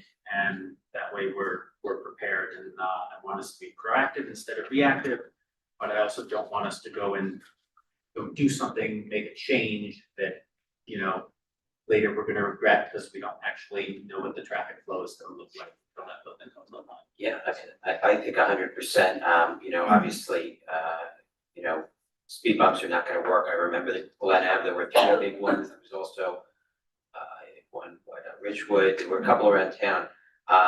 So speed bumps are definitely not, and then, as you move one way, you're gonna funnel more, traffic onto Wyoming Avenue, Chris Trucker's not gonna be happy, in front of his house when he's got so many cars going by. So I definitely, and I'd be happy to meet with the county as well, and, continue our conversations from earlier in the year. I think it's good, we've been on the cutting edge, I'd say, on a lot of pedestrian safety measures this year. The reconstruction of that intersection as well is gonna be, hopefully coming online too, right there, And so. we're making the Annie Says developer eliminate those 2 dangerous Right. crosswalks at their own expense. So I think the timing is perfect, that those will be removed, so, safe routes to school, safe routes to work, the flow of the traffic. I'm all for it. I think Mr. McDonald, I remember having some conversations about some new technology as well, that we could potentially employ for traffic studies, so, It's not just South Mountain, it's also the Wyoming section. My daughter walks home from school on that section, so, once again, elections matter. Where was this discussion at the planning board 5 years ago, 3 years ago, 4 years ago?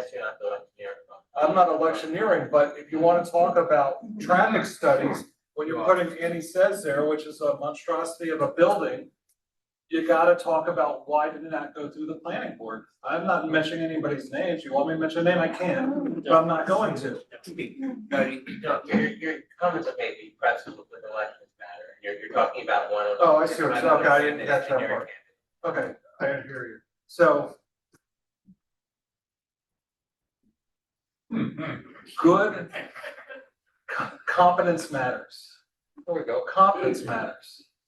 Being able to look at a project and understand what the benefits and the negative effects on the town are is important to that town and to taxpayers everywhere. So from that standpoint, I'm a big proponent.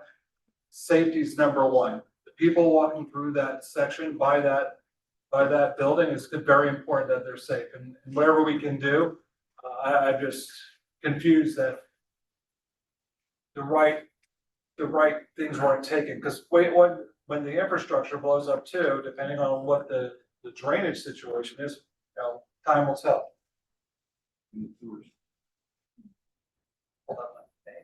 Yeah. All right, so I think what we will do is we can take this offline. I will talk with Mr. McDonald and maybe we'll take a look at some of those proposals that we had looked at for traffic studies. And start making some plans as to the best timing to do this, what to look at, what to consider. And I think in the meantime, we can start having conversations with the county to have them start taking a look at this, because I think they ought to be aware that there's this large building coming online and it's gonna have an impact. And they've got engineers of their own and it's county roads. They should also start thinking about this, and we need to have this on their radar. So I think this is a good way of being proactive. All right, next up is special improvement district restructuring. So this is something that we've touched on and off for a while now. I think where we're at right now is what we're looking at is expanding the boundaries of the SID so that it goes further down Main Street.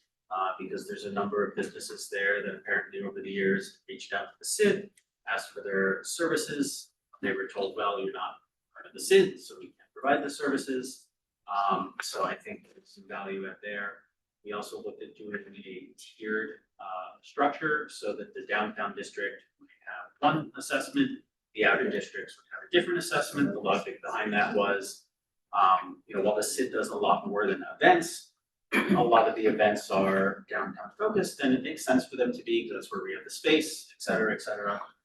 So a tiered structure would make sense, and by expanding the boundaries of SID, we would bring in additional revenue that would actually offset, I think any fee difference. So what would end up happening is likely downtown businesses continue paying something similar to what they're paying now, and businesses in the outer district would pay a little bit less.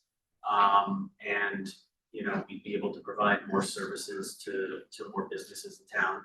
And then the other thing we looked at, with the departure of Steve, we realized that in order to be competitive and to get someone good, you really have to have the ability to offer health benefits.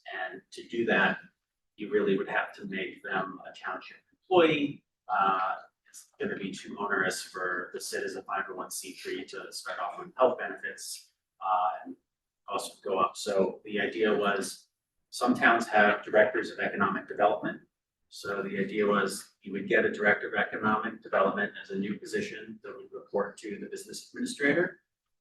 And that individual would also be the chair of the SID, or maybe it has to be a bid, whatever structure it may be. They would be responsible for that. And director of economic development, I think we're going to pull from a bigger pool of talent. It's a more prestigious position. And it will also allow us to focus on, Milburn overall and the economics of Milburn overall and the development of Milburn overall. And we would also have someone that was able to, manage the SID. Because I think there were a lot of things that Steve was doing that was helpful to town hall, but wasn't, necessarily technically under his purview. So I think this would help codify that. So I know we've talked about this in the past. I wanted to see if we're ready to start moving along. I know we were doing some research. I think we found that Cranford has a director of economic development and some sort of SID or bid. Say, as we start moving, we don't want to leave the SID without an executive director for too long. So I wanted to see if there's a consensus to get this moving. Yeah, I support that. I'm glad that you included the expansion, because we talked about that a long time ago and it kind of fell away. I'm glad it's back, and I'm happy to work on that. I just have concerns about who's gonna pay, if that position's moved inside. I wanted who's to gonna add pay. that, yeah. But I support the idea. Yeah, ideally, what I would like to have happen is, so under the old arrangement, the township paid half of the SID director's salary. I think that the SID should have to make some sort of contribution to this new director of economic development's salary. And we'd have to figure out how to structure that. There's probably sort of legal stuff we have to do, but where there's a will, there's a way. I wouldn't want to continue to see the businesses, since they're going to get the benefit out of this, they should have to put some of the bill. Mayor, sorry to interrupt, but I did just want to provide the committee with some information I did receive in speaking to Cranford earlier today. Actually, finally got a hold of them. They are structured as you described, in which the business and economic development personnel is a township employee. They're also, any supporting staff are township employees. I believe they're part-time. The SID in Cranford provides a 50% contribution, so it'd just be sort of flopping or flipping the arrangement that we currently have. And they provide a monetary value, not 50%, but a monetary value towards the health benefits of that individual as well. They do run the meeting as you described, and so. We're set up very similarly in terms of Cranford, with the exception that it is flipped in Milburn and certainly could be flipped the other way, as it is in Cranford. I think it sounds like an ideal model. I appreciate the research, Mr. McDonald.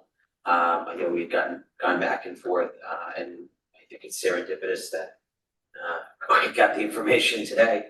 So I'd like to move forward with it expediently. Great, so we can get together. One thing I would like to mention though is, as we move it forward, I always wondered why Steve was not employed by the township. I just want to make sure we don't lose any of the KPIs, the metrics and such that we put in place to manage it well and see, to have a tangible period over period visibility and scorecard, if you will. Yeah, so it would be a revoke and replace with new SID and Director of Economic Development. And I don't know if we have to do that in 2 ordinances or 1 ordinance, but that's for you to figure out. Do it the same thing. Great. All right. That is it for new business. So now we will go to public comment.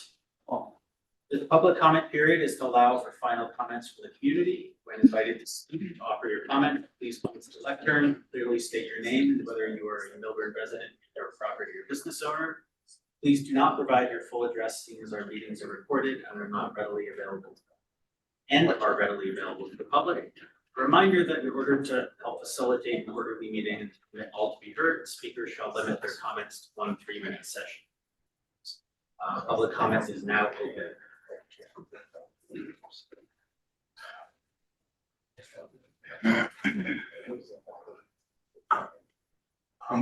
Good evening again, Jeffrey Feld.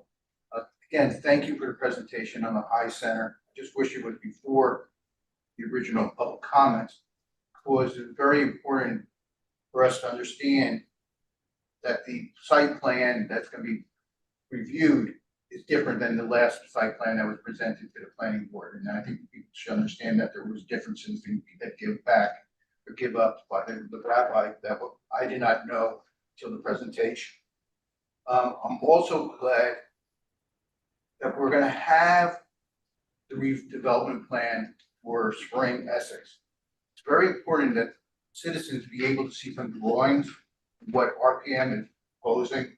So you see the project is going to be like 1950s Soviet housing like they do in urban areas, or will it be looking like the art, or would it be looking like Annie says? Right now, no one really knows. We just have words in the development plan. I also want to thank Jared for the clarity he has. Because Jamie, for 6 years, I've been talking about long-term tax exemptions. And there's real uncertainty, because we're talking about this gentleman is talking about the profits, about the importance of having an urban renewal entity. And the only way we can challenge this, because this is a change in policy, that challenge will not occur during the fairness hearing as described by Attorney Cantor, because it's only about whether it's in the best interest of the local people, that there has to be a prerogative grid action brought, based on all the reasons that I've been giving you, the objections that were there. So I think I'm looking forward to talking to the Board of Education, because right now, no money's flowed to the Board of Education. The only way to make sure money's flow, there has to be a separate lawsuit brought within 45 days of July 29th. As to Springfield, you use the example of Springfield. I would not use the example of Springfield. If you look at Morris Avenue, they had to sue the redeveloper that the structure that's on Morris Avenue, that might be an eyesore for I don't know how many years. Then you look at Scotty's, how long is that going to be a hole? So don't always look at Springfield, what's out there, because they don't even know how many units are being built there. Folks, on September 1st, 2020, I talked about best practices, the inventory. At that time, it was best practices that we're supposed to have a director of economic development. Now we're hearing it. I don't know, 6 years of litigation about stuff. But one issue you didn't talk about is an elected board. Most states, all this as I know, the people that are paying the special assessment elect the members of the board.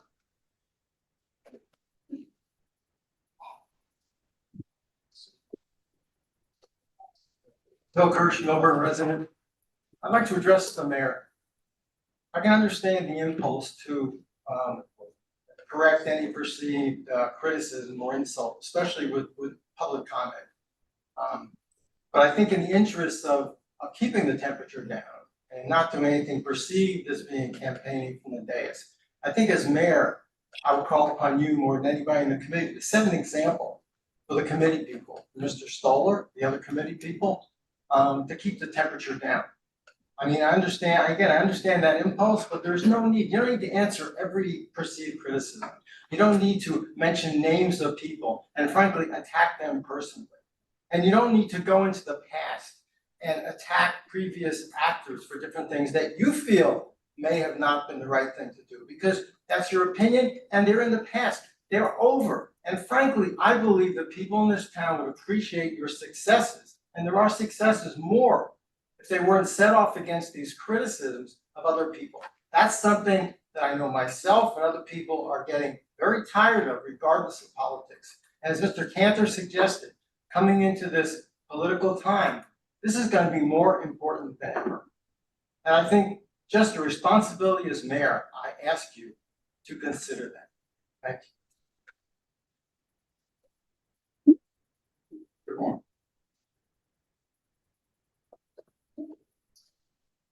Cyber back again. So this is how life works.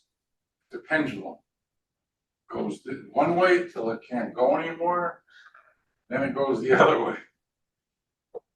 This is what happened in this town here. It went this way so far that it had to go the other way.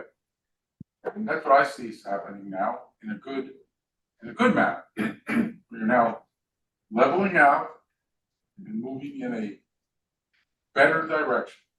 Thank you guys for all your hard work. Keep up the good work. Good night. Let's close this meeting, all right?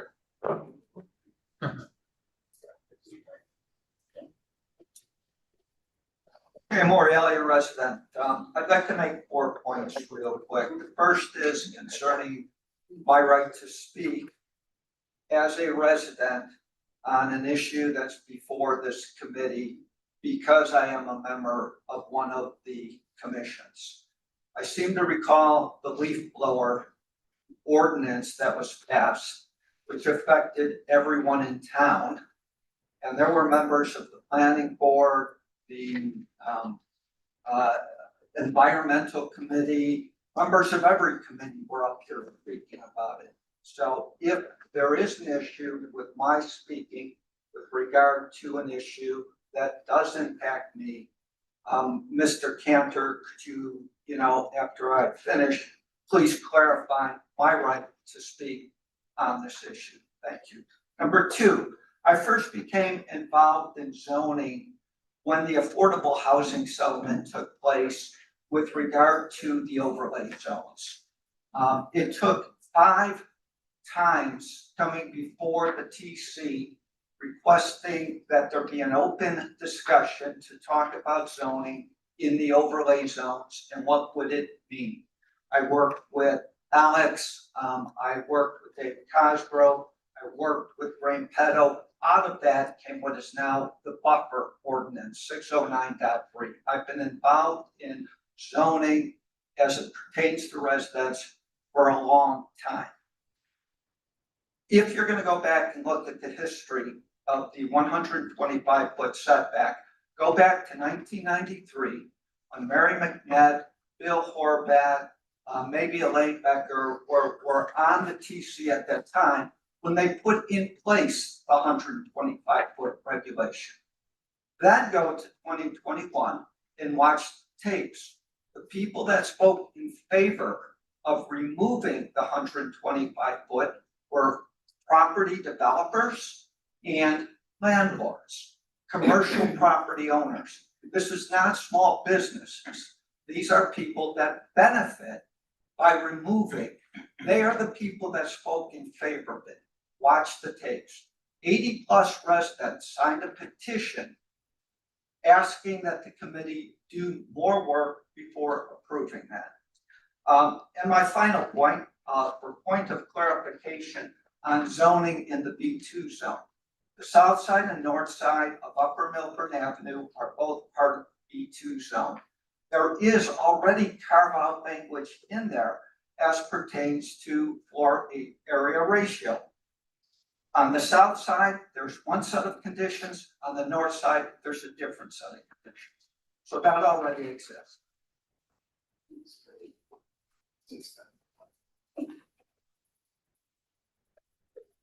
Christine Best, thank you for that explanation. It was very informative. Well, I wasn't able to finish my full thing. I'm gonna go back to, there's so many things I want to talk about. Thank you so much for all the work you guys have done. You just ranking on things, it's pretty amazing. So thank you. And I'm pretty pleased with a lot of things that are going on. So sorry, I'm tired. I'm not peppy like Jamie, but I just wanted to talk, and Dave, you had brought up the disorderly persons thing, so it's kind of tied into that. So there's like a whole process where people gossip about all the politics that go on in this town. And there's a lot of like sites, like the Complete Street site, it's supposed to be like if you were against Complete Streets or want to talk about it, but I'm not allowed on it. I've applied to go on it like a bunch of times. And it's mostly a Democratic site that's focused in South Mountain.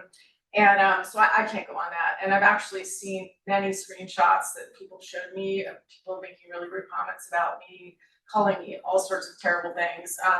And including I've seen some from Bill and Annette. And so that's upsetting. So when you do that, and you don't give somebody a place to go to bring it up, it's an inappropriate behavior for anybody. And so, if people play dirty, then you gotta be like tough in the sandbox then. Like I'm sorry, like that's how I feel. And further to that, I do, I'm glad you guys did the settlement with the High Center. I think that it seems like it's a very good thing to move forward, and a lot of the changes that were made were important changes, and that's amazing. I don't know the details of it, but from what you said tonight, but what I do want to bring up is in those High Center meetings, actually, they were quite abusive. I was actually literally verbally abused by the person who owns it, making all sorts of comments, literally to my back, inches away from my back, and I had to stand strong. And I mean, there were problems with people coming out and attacking people, and the right outside, out front. I mean, tons of harassment. And so, people were sitting on that dais, including Miss Saul, saw that and just kind of was like, had a pretty smile, was like, okay. And I have to quantify it down to that because that's what it was. And so, she's accountable for that. And when I see that type of behavior, I have to call it out. But I really don't want to see a disorderly conduct thing, because if I'm gaslit by somebody and then I get a little bit like talkative in a louder tone, I shouldn't be like held accountable for being disorderly. Like the person who actually started the problem really should be. So I think it should be something that should not happen. Okay, thank you so much.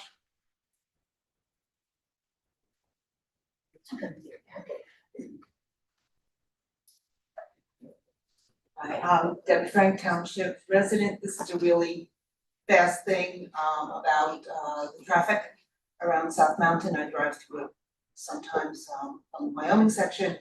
And I always wondered about if it might be a terrific place for rotary circles, which right now you have areas that are almost triangular, and with some tweaking, it could actually become a rotary, and they really do slow traffic down quite a bit. So if some of the trepidation about increased traffic has to do with traffic rates of speed, that might be a way to calm those things down, and actually could even discourage some people from using them because they don't want to be slowed down quite that much.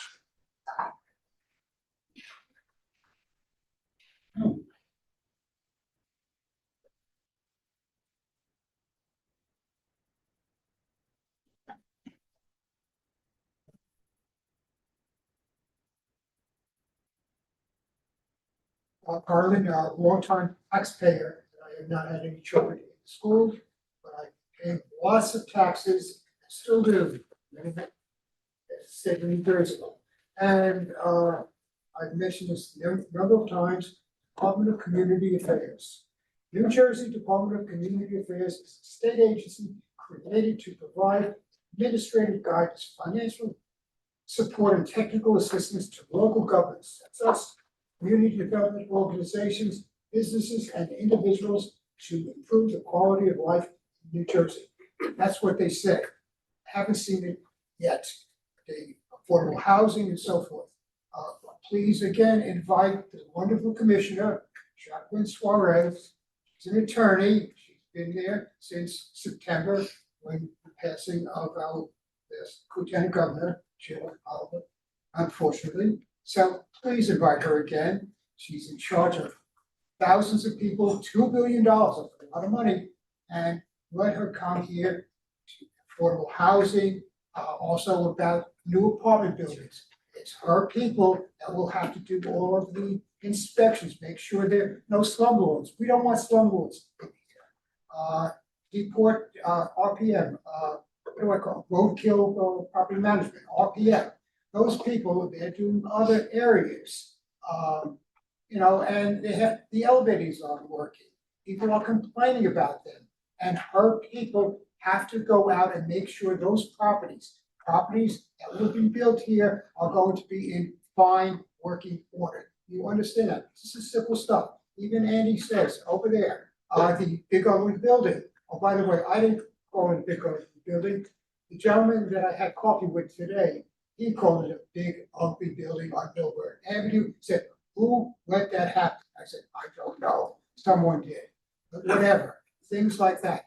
They are going to be responsible for making sure that that building is A-OK, not the enforcement post in Millburn.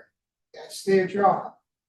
And so these are things that we should take into account. Why not have her come here now before things? Affordable housing, those are her folks that are involved in how many units, simple stuff like that.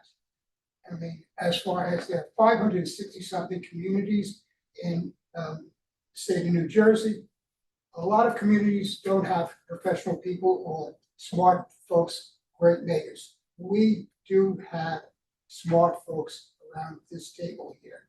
We have had. So we are very, very lucky, and let's do some good things. Thank you very much. Have a good evening.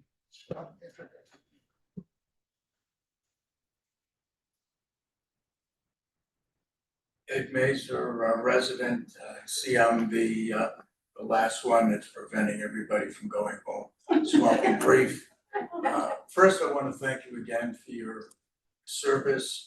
I also want to congratulate you for tonight taking a major step towards eliminating another litigation. You did one last month, and tonight I think you've taken the steps to do that, and I think hopefully start taking down the temperature a little bit in this town. The other thing I just want to mention, I'm very concerned about the young children on electrified vehicles in town. I think it's only a matter of time until we have a very serious accident. These are people that are inexperienced on the roads. The bikes or scooters or whatever they have don't provide protection. They are on there with many of them with no helmets, and some of them even have earphones on so that they're oblivious to traffic. I guess to some extent, Mr. Stoller, you're the rep with the liaison with the Board of Ed. If something can be done through the schools as far as education, and if we can do something through our police department, because I'm concerned that it's only a matter of time until we have a tragedy in town. Thank you.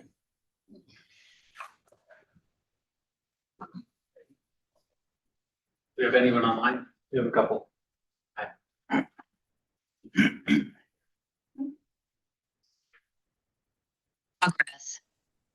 Hi.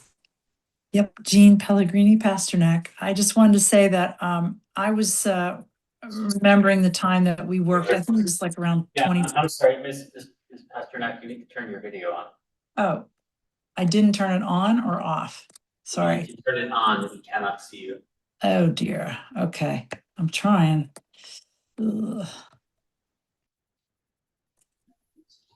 Okay. Oh, did that work? Yep. Okay. I just wanted to say that we had a really productive neighborhood effort when Jersey Mike Subs was coming to apply to put their operation on Morris Avenue. And I feel like that's a good model. And I hope that you guys will study that and look at what was said, what the planner said at the time, that the resident, I believe it was Jay Moriali, had brought to the table. And I felt like that was a real beginning of our town residents standing up and really paying attention to what was going on in town.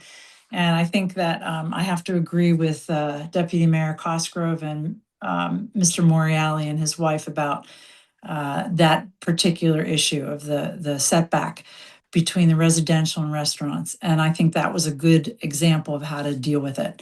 The other thing I wanted to say is, really, what a night. Congratulations on all the progress that you guys are making on behalf of Milburn Short Hills residents. It's absolutely breathtaking to watch, and a real contrast to many years going back. I think this has been the most transparent administration in time I've been observing the Township Committee. And I will say that history does matter.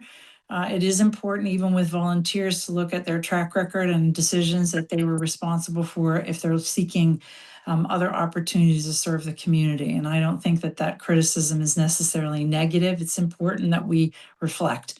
And then the last thing I was going to say is that a lot of the rancor that is being mentioned here is about stuff that evolved since 2021.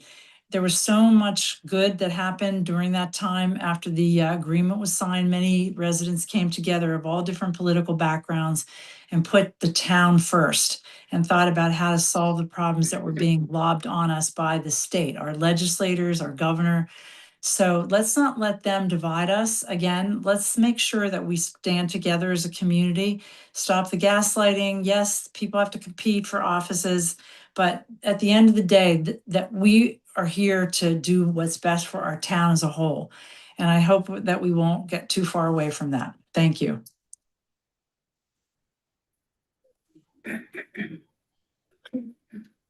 Anyone else online? One more, Mayor.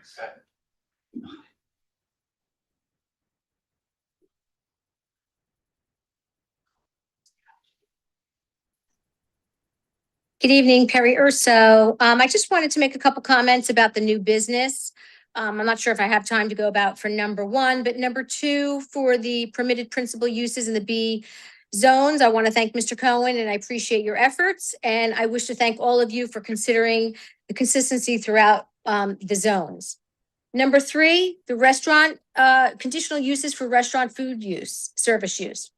I believe the original ordinance was implemented in 92 or 93 at the time. We weren't an approved merchant, property owner, or resident. In 1994, we faced the ordinance and we respected the residents. And I looked for another location within the B3 zone. Today, we have multiple positions: property owner, landlord, merchant, and neighbor. And yes, this ordinance does affect one of our properties. But as a responsible landlord, it's a business decision, and it's important to be a good neighbor. And residents whose properties are affected by the 125-foot requirement deserves the peaceful and quiet enjoyment. I believe everyone on this dais is not affected by the 125 foot, so you really need to keep that into perspective. I support this board's decision to restore the ordinance back to pre-COVID. Why?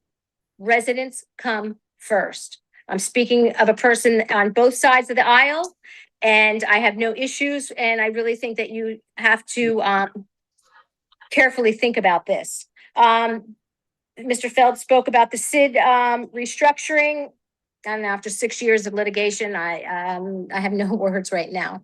I would like to go back to number one, because I do have a few minutes, or seconds. You talked about the recognition for the township volunteers and first responders. I'm not sure, but does this have to do with the Community Service Award Committee? I have been working with, Deputy Mayor Cosgrove. I wanted to get some recognition for a resident volunteer for over 50 years. Sadly, he's passed away. It's coming up on his 2-year anniversary. And considering the amount of the impact that this individual made to this township and the boards, and like a lot of other people, I feel it would do the families a tremendous justice, especially for a mourning family, knowing that the township is showing recognition to this individual. So I hope, I'm not sure, and to be honest with you, he is deceased now, but in your Community Service Award Committee, under their purpose. Okay, but there's nothing under the purpose, so maybe you could. Your time is up. Thank you very much. All right, do we have anyone else online? No, ma'am. All right, so in that case, I now close the public comment. I'm going to start with the responses. Mr. Feld, the site plan revisions will be presented at the Planning Board Whispering Woods hearing, so public will have plenty of time to see that and ask questions. With regard to drawings of the new building, once we have them from RPM, once they've created them, we can make them public. But obviously RPM wasn't going to go design a building until they had a signed agreement in place. They're not going to invest the building in advance. So what we do have is we have our planners worked hard. They did some massing. They did some preliminary layouts.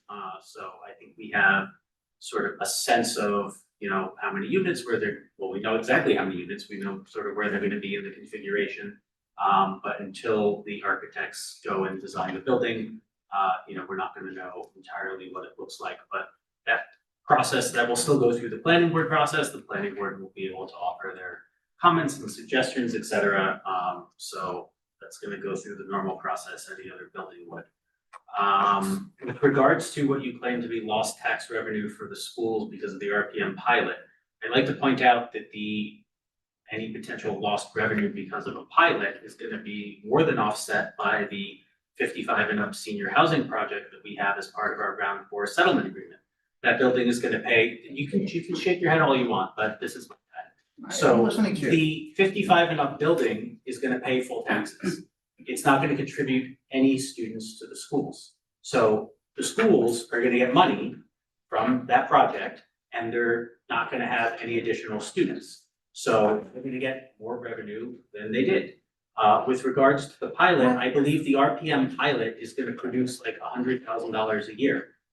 If we gave the schools, 20% of that, is that really going to move the needle on anything? I hardly think that's worth starting a lawsuit over, as you seem to intimate might be coming. I would also like to point out that the pilot aspect of the agreement with RPM is another thing that was foisted upon us by prior township committees. That's something that we were unable to change. So we're stuck with that. Mr. Kirsch, you seem to intimate that we don't need to answer every question or respond to every comment. I point out that prior TCs didn't answer residents' questions. They were criticized for that. This administration likes to answer everyone's questions. If people take the time to come out and speak to us and ask us questions, we'd like to respond. We're not going to be like some prior mayors and TC members who simply sat here like potted plants when it came time to do the TC response.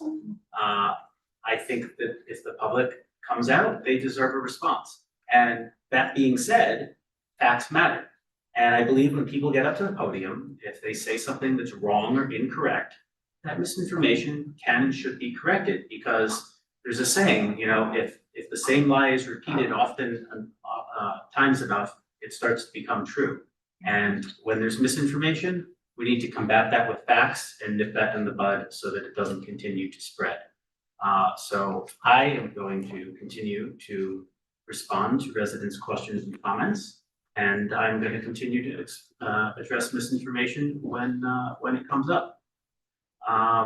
Let's see, as far as discussing sins of past officials, I think it's fair game if those decisions are still impacting us today. I think it's important for the public to understand why we got to where we are, why we are limited by certain decisions that were made in the past. History matters. You know, that's why we have history classes, right? If you don't look at the history, you might be doomed to repeat the same mistakes. So I think it is fair game to criticize prior administrations, and I'm sure future administrations will criticize this administration. And that's just part of being in local government. That's how it works. If you can't take the heat, you should probably get out of the kitchen, as the saying goes. Mr. Seibert, I agree. I think we are moving in a much better direction. I just see all of the great work that this TC has accomplished just this year alone. And it's remarkable. I think we've gotten more done this year than we have in, TC administrations of the past, 5+ years. It's really remarkable. Mr. Morreale, no one is suggesting that you can't come and make public comment.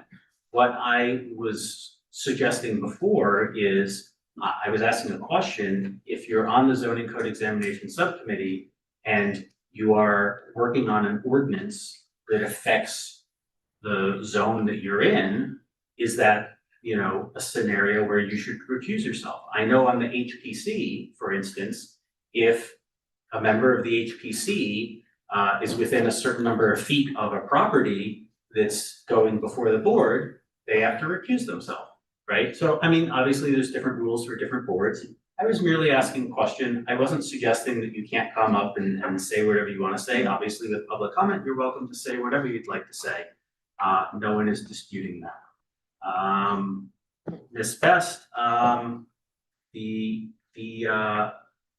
planning board process for the High Center was certainly a contentious process. I feel that that's unfortunate, but it's over, it's in the past. And with this settlement, as I said earlier, I really hope we can all, on all sides, put the past behind us and move forward together as a community in harmony. Because I think sometimes we need to let go of certain things in the past. Unless, of course, those decisions have lasting impacts to what's going on today. I'm not going to contradict myself there. Mr. Carlin, with regards to RPM, I think we've all been able to go on the internet and see reviews of various property managers. What I will say is mixed income buildings and mixed use buildings tend to be better maintained than 100% affordable buildings.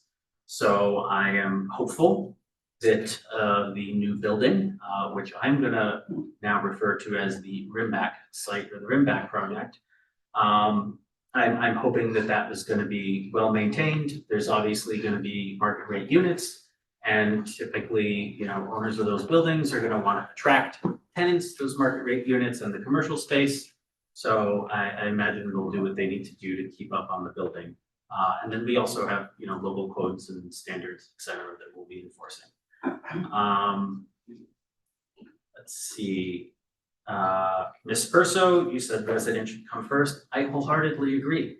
And that's why, I think we decided tonight, we're gonna take a look at that ordinance. I think some of us individual TC members wanna go walk the area, do some more due diligence, really dig into it.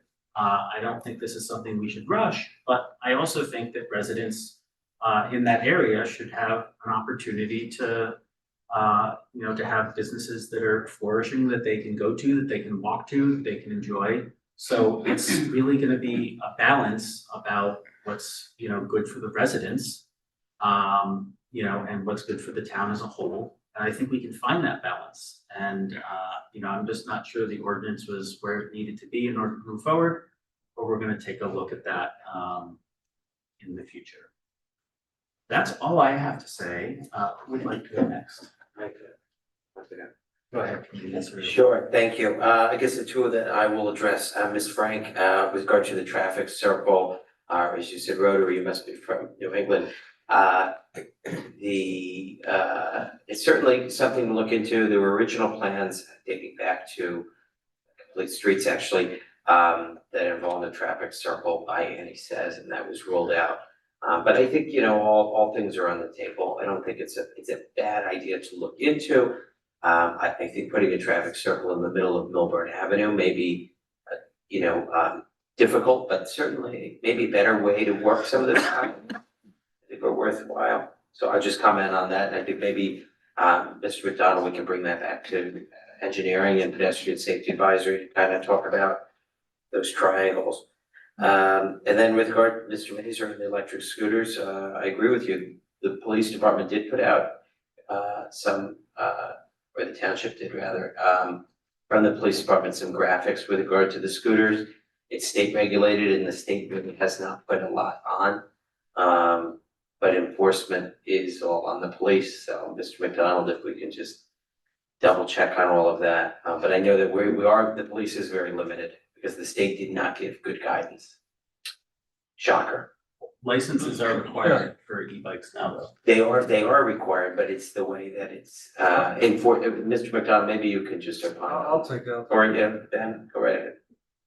Yeah, we are probably the harshest restrictions on e-bikes in the state of New Jersey right now. We've done massive lifting to put in place restrictions, including making helmets mandatory, speed limits on the e-bikes and such. And I'll send you the oversheet too, Jamie, because you should know about it. It's very, very leading edge in terms of what we put in place with our police officers. In fact, we have police officers now on bikes in town that do nothing but regulate the streets on their bikes, including warning kids at the high school to put their helmets on or their parents face a fine. That's a big deterrent. They've been instrumental in really pushing us forward. And I think we've had this from the day as many times as we don't want to be apoplectic when a kid gets killed. We want to take measures up front to make sure it doesn't happen. Same thing on the traffic on Milburn Avenue.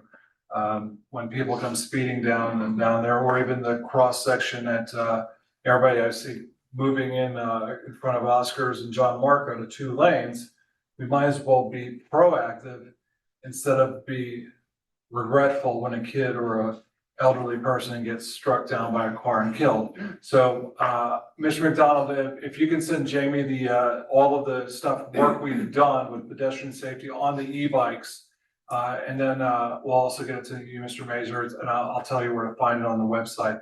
But it's significant work we've done on the e-bikes. I can't agree. Today I saw a kid with his girlfriend or a girl on the back of the bike of electrical scooter going flying through town. I was like, this is ridiculous. So I agree without helmets. What else we have here?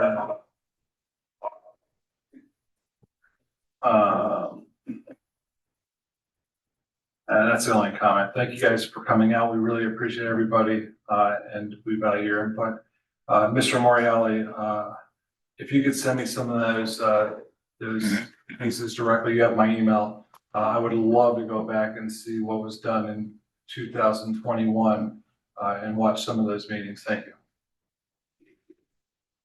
And Thank you, Mayor. Just two, I'll keep it short because it's a long meeting.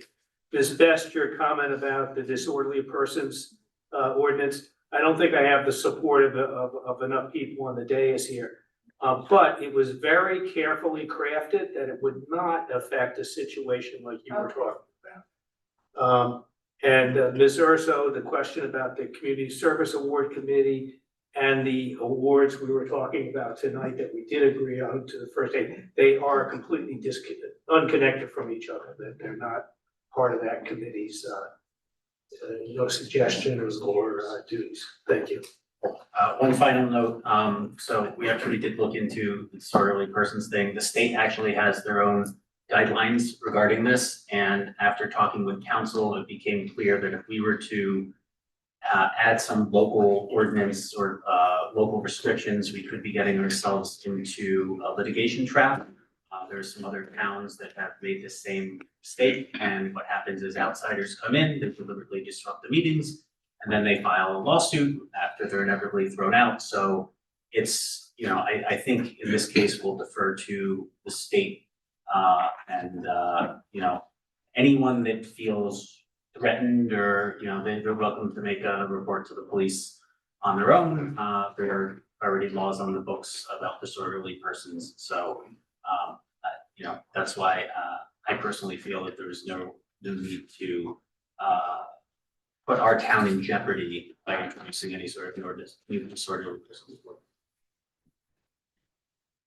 just a follow up on that. This is certainly, I haven't heard of that. And I'm unaware of Mr. Cantor rendering such an opinion. I'm a retired lawyer. I did my own research and there is nothing that relates to the ordinance we were trying to pass, which was someone acting out at a meeting in our town. There's certainly a disorderly person's statute, but it doesn't clearly affect that. And what I'd say, and I don't wanna alarm people, but this is, all fun and games, Mayor, until it happens to you. Or to somebody that you know. Yeah, And someone gets, and you're banging your welcome to file gavel, a and you're banging the gavel, let me finish please. You're banging your gavel and people are ignoring you. So it should be passed. Attorney Cantor or Mr. McDonald, any remarks? I have none, Mayor. Thank you. Alex, enjoy the remainder of your vacation. Thanks. I know it's late, but I just want to address Mr. Fell's threat of litigation. And I think it's important because I just wanna advise you, Mr. Fell, that and I'm gonna try to be as respectful as possible, but the same exact issue came up in North Cornwall. The case is Frankel Klein v. North Cornwall and Greenbrook Realty. It involved the Greenbrook Country Club, where there was a settlement agreement and then there was an amended settlement agreement. And the amended settlement agreement provided the same low and moderate income housing and other terms, like this settlement agreement. One of the terms of our settlement agreement is that we have to provide a pilot. Those residents collaterally attacked the settlement agreement that was approved by the Fair Share Housing Judge with a prerogative writ. It was dismissed summarily because it lacked jurisdiction. The prerogative writ is not a proper way to attack an affordable housing agreement. The residents appealed it. It went to the appellate division. I made law and North Cornwall made law. The court affirmed that a prerogative writ is a collateral attack on what an affordable housing court. So to put it in simpler terms, if we have a fairness hearing and the judge approves our settlement agreement, we're then ordered to provide RPM with a pilot, and that would be blessed by the court. And filing an action, a prerogative writ against the township's action we've already been ordered to the court is attack on the Fair Share Housing Judge's order, not on our township action. And I think you should read that appellate division case very carefully and understand what questions you should and should not ask at the fairness hearing, and whether or not you should proceed with a prerogative writ. And there is a recording of this, Mr. Feld, and this will be your first warning that such an action would be considered frivolous, and we will take any actions defended, including moving for sanctions if such actions are filed. Do not put on notice what the law is, and there's an appellate division matter on point. I know I can't respond to you. No, you're out of order.